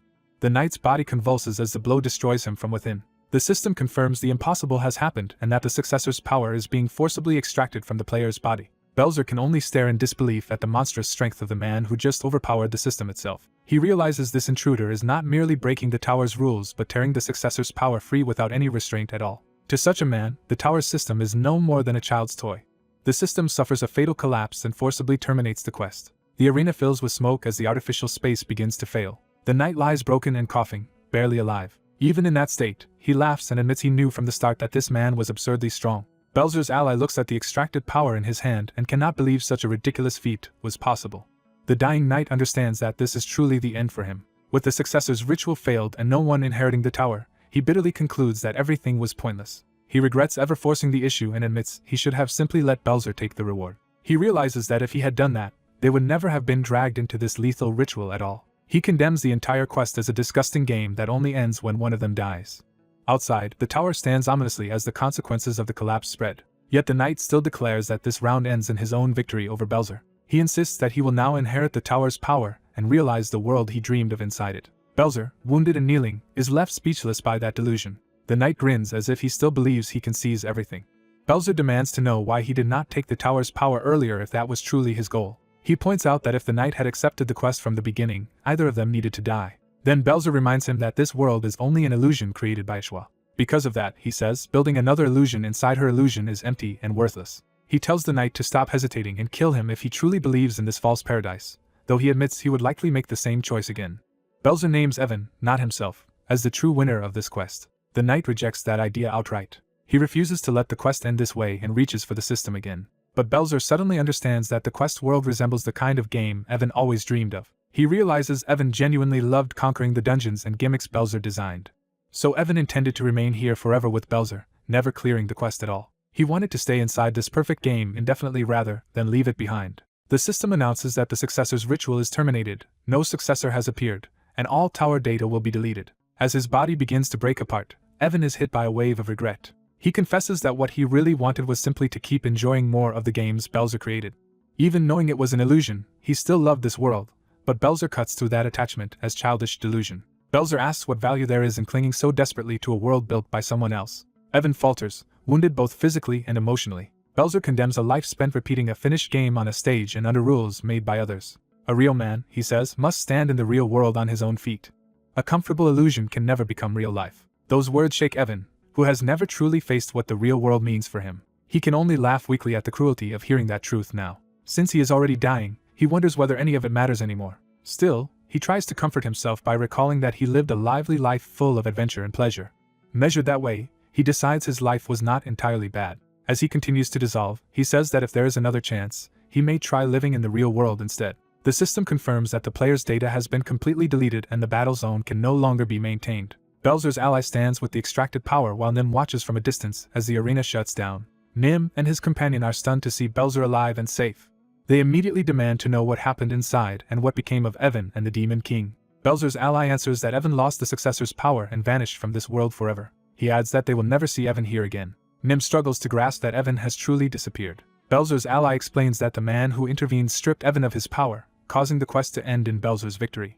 He says he will soon return to his original world, and when he does, the tower will lose the system and all remaining data will be erased. Though he does not know exactly who they are or why they sought the successor's power, he has reached one firm conclusion. Their true target was always Ashwa, the goddess who built the system over this world. The silver-haired woman finally confirms it, and offers to reveal Ashwa's location. Nim is shocked that she knows what they were really after. He asks how she could possibly know they were searching for Ashwa. Belzer's ally answers that the intruder's overwhelming power made the truth obvious. For a moment, the scene blanks as the revelation settles in. He concludes that the intruder possessed the power to destroy the world Ashwa made. Belzer admits he wanted the same thing, because Ashwa imprisoned both him and Evan in this false world and created the entire system around them. But he lacked the strength to destroy it himself, and could only tamper with the system she built. Through years of probing the tower's secrets, he uncovered one crucial truth. This world was not created from nothing by Ashwa. It existed long before her. Nim is stunned to learn that Ashwa did not truly create the world at all. Belzer explains that she merely overlaid the framework called the system onto a world that already existed. To keep that system stable, she confined them within the massive structure known as the tower. Instead of ruling the whole world directly, she divided it into smaller worlds called towers and managed them separately. Nim finally begins to understand the scale of what they are dealing with. He realizes there is a far wider world beyond the towers Ashwa created. That confirms Belzer's suspicion that Ashwa intended to dominate this world through the system from the very beginning. Based on his long research, Belzer believes Ashwa is at the center of this world, overseeing all the towers she established. At the heart of the first tower lies the source of every system, the Administrator's Tower. Nim and his companion repeat the name in shock. Belzer says that although he is about to return to his original world, they must reach the Administrator's Tower and find Ashwa. He asks them to avenge Evan in his place. Belzer's ally accepts immediately, saying he intended to do that regardless. Nim adds that the true cause of all this suffering is the woman who summoned them into this world. The blonde woman agrees that Ashwa is the root of the tragedy. Belzer's ally vows to storm Ashwa's tower and destroy both her and this cursed world. With his business finished, he turns toward the portal the system generates for his departure. Nim desperately calls out and begs him to take them along. Belzer quietly agrees. As the tower around them collapses, he decides that with Nim, reaching the truth may actually be possible. The system completes the return ritual and erases all tower data except for the returner himself. Even at the final prompt, Belzer mocks the system for asking whether he truly wishes to return only after everything is over. He chooses return without hesitation, saying there is no reason left for him to remain here. The system praises player Nim and begins transferring his data back to his original world. As he fades, Belzer bitterly reflects that he is really leaving just like this. What he truly wanted was to go back to their original world together with Evan. He mourns that if they had all made the same choice and never been summoned here, none of them would have had to fight like this. In his last thoughts, he remembers the carefree days when he and Evan simply played games together. He clings to the memory of their ordinary joy before everything became a trap. Outside, the tower violently disintegrates as the system collapses for good. Nim watches the destruction and realizes that this tower too is being erased. He concludes that without a successor, the tower can no longer sustain its power and naturally ceases to exist. As they plan their next move, Yuda asks where the Administrator's Tower the Demon King mentioned can be found. He learns only that it lies at the world's center, a place no one can actually identify. Kalina decides their first priority is to understand this world's geography before chasing the tower. Since they have already gained the successor's power, she proposes exploring beyond the tower for a while. At the same time, Their master draws on that power and begins testing what it can do for him. The surge hits Yuda, and he immediately realizes the same strange phenomenon has begun again. Just like before, alien memories start pouring into his mind against his will. Those memories carry him to a cosmic scene centered on a dark, radiant core atop a ruined pillar. A woman stands before that power and confronts it directly. She reaches out and makes contact with the force instead of recoiling from it. In response, countless information windows and records erupt around her as if the power is being analyzed or accessed. The flood of unreadable data suggests she is interfacing with some vast system of knowledge. A faint smile reveals that she understands what she is seeing. She moves through the sea of information with the confidence of someone in control of it. Back in the present, the master confirms that this new power is gradually weakening the seal placed on him by a woman he hates.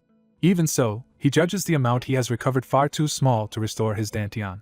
Yuda is stunned that even this much power still counts as nowhere near enough. The master explains that before confronting the woman in the tower, he must break the seal completely. Otherwise he will be trapped by her tricks again and have his dantian sealed once more. Because gathering that power tower by tower would take too long if they stay together, he changes the plan. From now on, each of them will be responsible for claiming the successor's power from a separate tower. Yuda is horrified by the idea of being sent after a tower on his own. He protests that without their master, he has no idea how he is supposed to obtain the power at all. He weakly suggests Kalina might manage it, then admits he himself has no ability to clear a tower. The master answers with contempt and knocks him down for already giving up on becoming stronger. He bluntly states that all of them are still too weak to destroy a tower and lack even the basic stamina and conditioning required.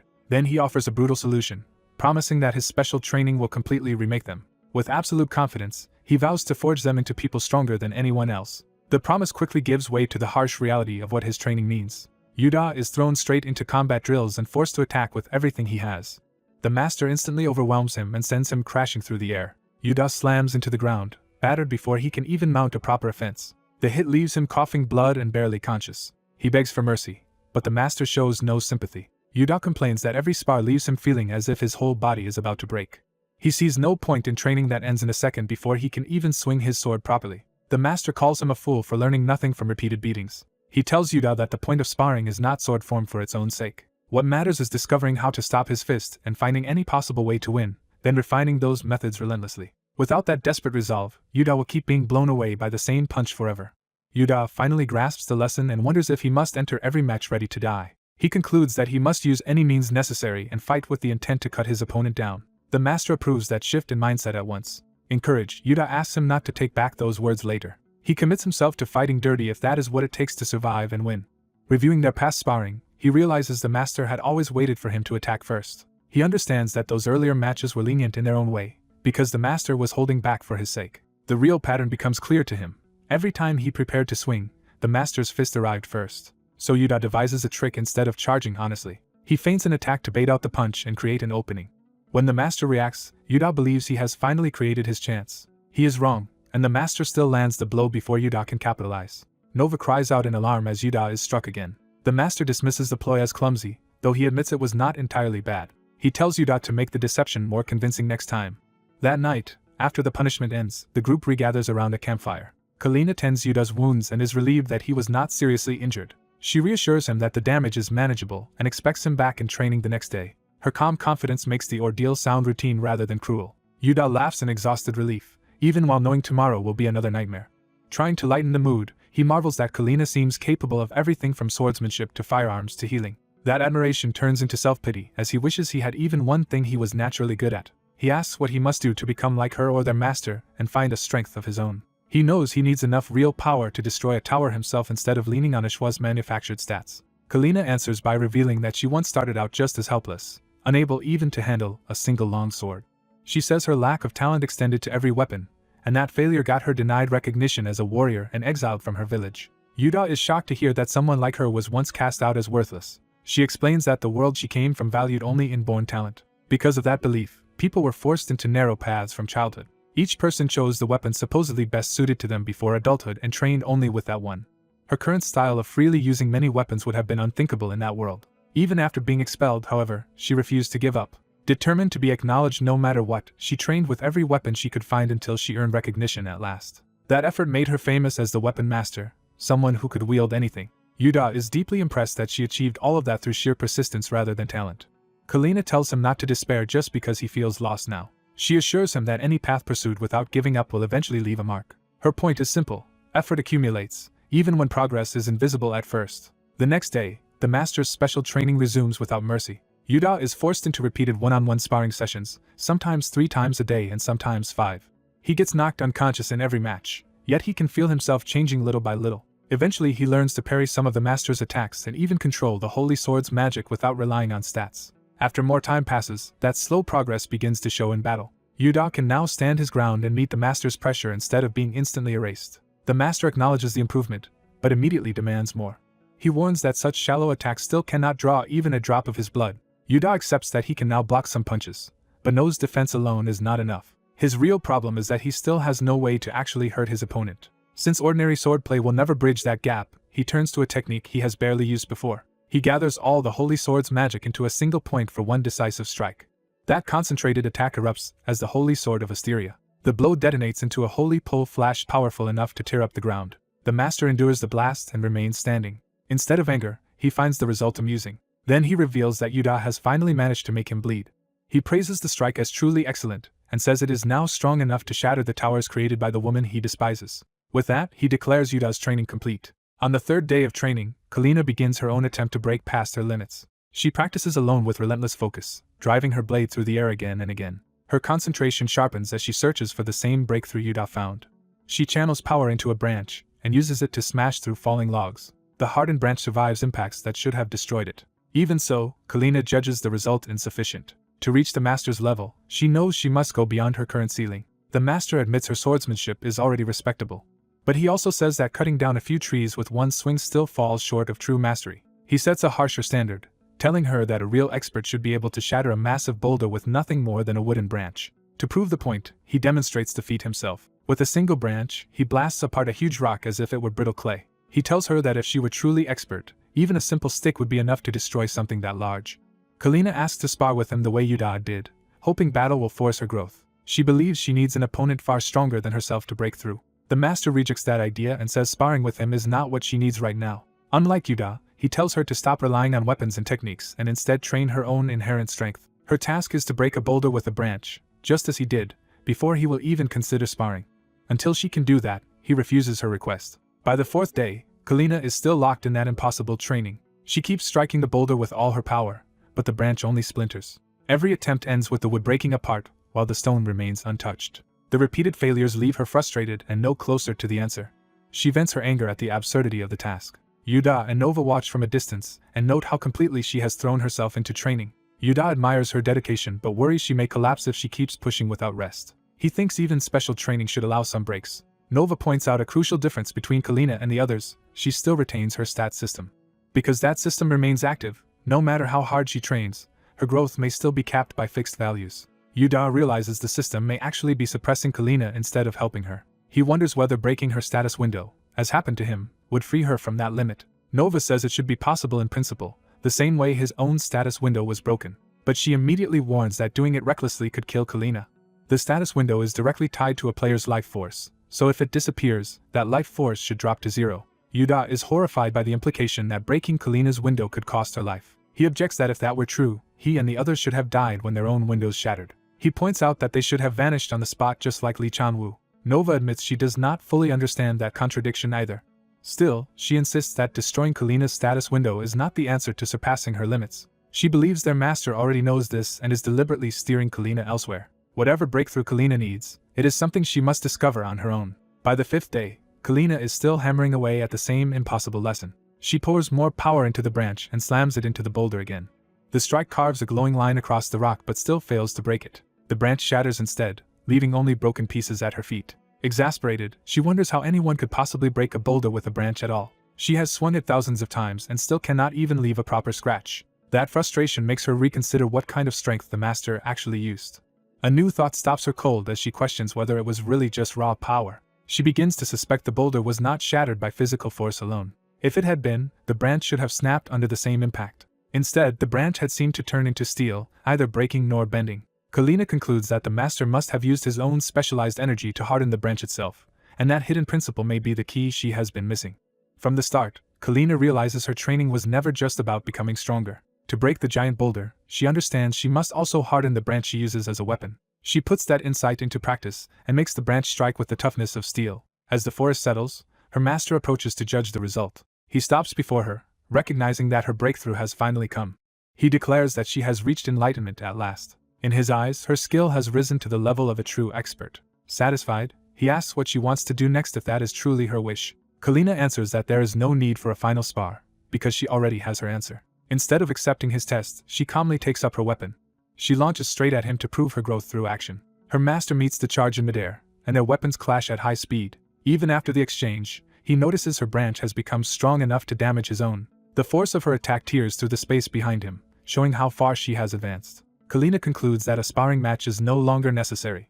She declares that she has already surpassed her former limits and unveils a new Kalina-style technique, Vajra weaponization. As she demonstrates the power she can now gather, the scene shifts to a discussion of the successor's power. Nova explains that in this region there are only 2 towers where that power can be sensed. One of those towers lies nearby. The other is farther away, making the closer target the obvious choice. Yuda thinks through the clue and confirms that only those 2 towers fit the description. He turns to the Demon King and asks what they should do next. Yuda starts to suggest splitting up with Kalina now that she is strong enough. The Demon King cuts him off and orders Yuda to come with him instead. He bluntly says he needs Yuda's help to destroy the tower. Yuda is stunned by the sudden request and cannot imagine how he could assist someone so much stronger. The Demon King explains that Kalina no longer needs Yuda, because she can destroy a tower by herself now. Kalina adds that Yuda has grown stronger too, but warns that if he does not accompany the Demon King, he will likely die. The Demon King frames the journey as Yuda's final training and orders him to learn at his side. Pressed like that, Yuda can only laugh awkwardly and accept. He still checks whether Kalina is truly fine with being left behind. Kalina agrees without complaint. She even welcomes it as a better chance to test the results of her training. She tells Yuda not to worry about her and to support the Demon King well. With fierce confidence, she vows to crush whatever successor waits in the tower. Yuda finally gives in and accepts the plan. The group decides to part ways, promising to reunite here after they safely obtain the successor's power. As Kalina heads toward her tower, Yuda calls after her to make sure she comes back alive. She advances alone with her sword drawn, ready to face whatever awaits. Her focus sharpens as she prepares for the confrontation ahead. Remembering her progress, the Demon King reflects that she achieved enlightenment and mastered energy circulation on her own. Kalina pauses at the unfamiliar term, realizing there was a deeper principle behind her breakthrough. The Demon King explains that energy circulation is the art of drawing internal energy from the dantian through the meridians and controlling it freely. He tells her that her desire to strengthen her weapon naturally made that internal energy flow into it. Kalina finally understands what happened. He adds that she already contains more than enough internal energy in her body and dantian. If she learns to control it as freely as he does, she can reach the first-rate realm. That is why he urges her to keep devoting herself to training. Kalina takes that lesson to heart, deciding she must grow strong enough to defeat the woman who created the towers and return home, just as strong as him. She swears to defeat the successor by her own power, and reach the first-rate realm he described. At that moment, the system confirms Yuda as a player and transfers him to tower number 296. The world shifts, and the journey into the new tower begins. Outside the tower, Yuda immediately discovers that hunger and taste are real here when he bites into a fruit. He enjoys it and marvels that it tastes like honey. Cheerfully, he offers some to the Demon King as they walk. The Demon King refuses, saying he does not bother with unnecessary meals. Yuda is left deflated by the cold response. Still, he reflects that the world outside the tower seems almost untouched by the system. Unlike the virtual tower worlds, this place lets them fully feel hunger and fatigue. The Demon King agrees that the difference is real. That leads Yuda to wonder where the original inhabitants of this world went if it once truly existed. Nova doubts Ashwa simply slaughtered everyone, even if she is cruel. She instead suggests that Ashwa may have turned those people into players too. The idea shocks Yuda, but it matches the unease he has been feeling. Nova reasons that Ashwa may be using players as fuel to maintain the countless towers. Yuda remembers hearing something similar from Ashwa before. He recalls the chilling claim that all players are merely components used to build this world. That memory confirms the cruelty behind the system. Nova adds another revelation. Fragments of Ashwa's memories are stored inside her. She cannot explain why, but she is certain Nova herself is also part of the system Ashwa created. Yuda wonders if Nova's presence is the reason he survived despite his broken status window. Their thoughts are cut short when the Demon King stops and asks if they have reached the place. He stares up at the tower and asks whether the successor's power is inside. Nova confirms that this is the right tower and that the successor's power is definitely here. She warns that the aura inside is far stronger than any successor they have met before. The Demon King dismisses that threat as just another illusion made by Ashwa. He declares that in this world there is nothing capable of stopping him. He strikes the tower without hesitation, triggering a violent system error. A critical failure occurs, and the system forcibly drags the group inside the tower. A purple pillar of light erupts over a distant martial sect as they are relocated. They arrive in the middle of a public execution, where a crowd is calling for a woman from the unorthodox faction to be killed for violating Jianghu law. A swordsman from the Namgung clan proclaims that, in the name of the orthodox faction, he will execute her. The system announces the first floor of the Tower of Heavenly Martial Arts and assigns a quest to intervene in the duel to the death and correct the morals of the Jianghu. Yuda is baffled that the tower throws them straight into a quest the moment they arrive. He is even more unsettled because the system is already broken, yet it still singled him out for this mission. Before he can make sense of it, the swordsman notices the intruders and demands to know who they are. The man accuses them of interfering in his sex duel to the death. Yuda can only stare, not understanding the situation at all. The swordsman denounces them as shameless for hiding the condemned woman behind them. He insists the woman invaded the clan's secret archive and tried to steal a sealed demonic martial arts manual. By his logic, the Namgung clan is simply enforcing Jianghu law with the sword. He stresses that this is not a harmless spar but a true duel to the death. He warns that anyone who interferes will be executed alongside the woman. Yuda is overwhelmed as the quest demands that he restore justice in a situation he barely understands. He protests inwardly that he cannot fix anything without first knowing what is really happening.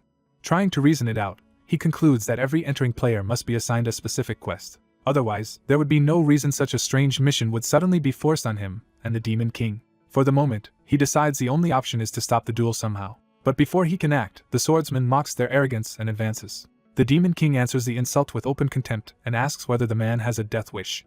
The swordsman is caught off guard by the sheer confidence in that reply. Yuda panics and begs the Demon King not to make the situation worse. The Demon King ignores the quest entirely and says he only cares about destroying the tower and taking the successor's power. He then turns the confrontation around and bluntly asks the swordsman whether he is the tower's successor. The question leaves the swordsman completely confused. Even the surrounding disciples cannot make sense of what the intruders are talking about. To them, the newcomers simply look deranged and strangely dressed. The swordsman laughs off the bizarre talk and regains his composure. He decides the intruders are not enemies from another sect, just madmen who have lost their minds. He mocks them as drunks who wandered in after too much cheap rice wine.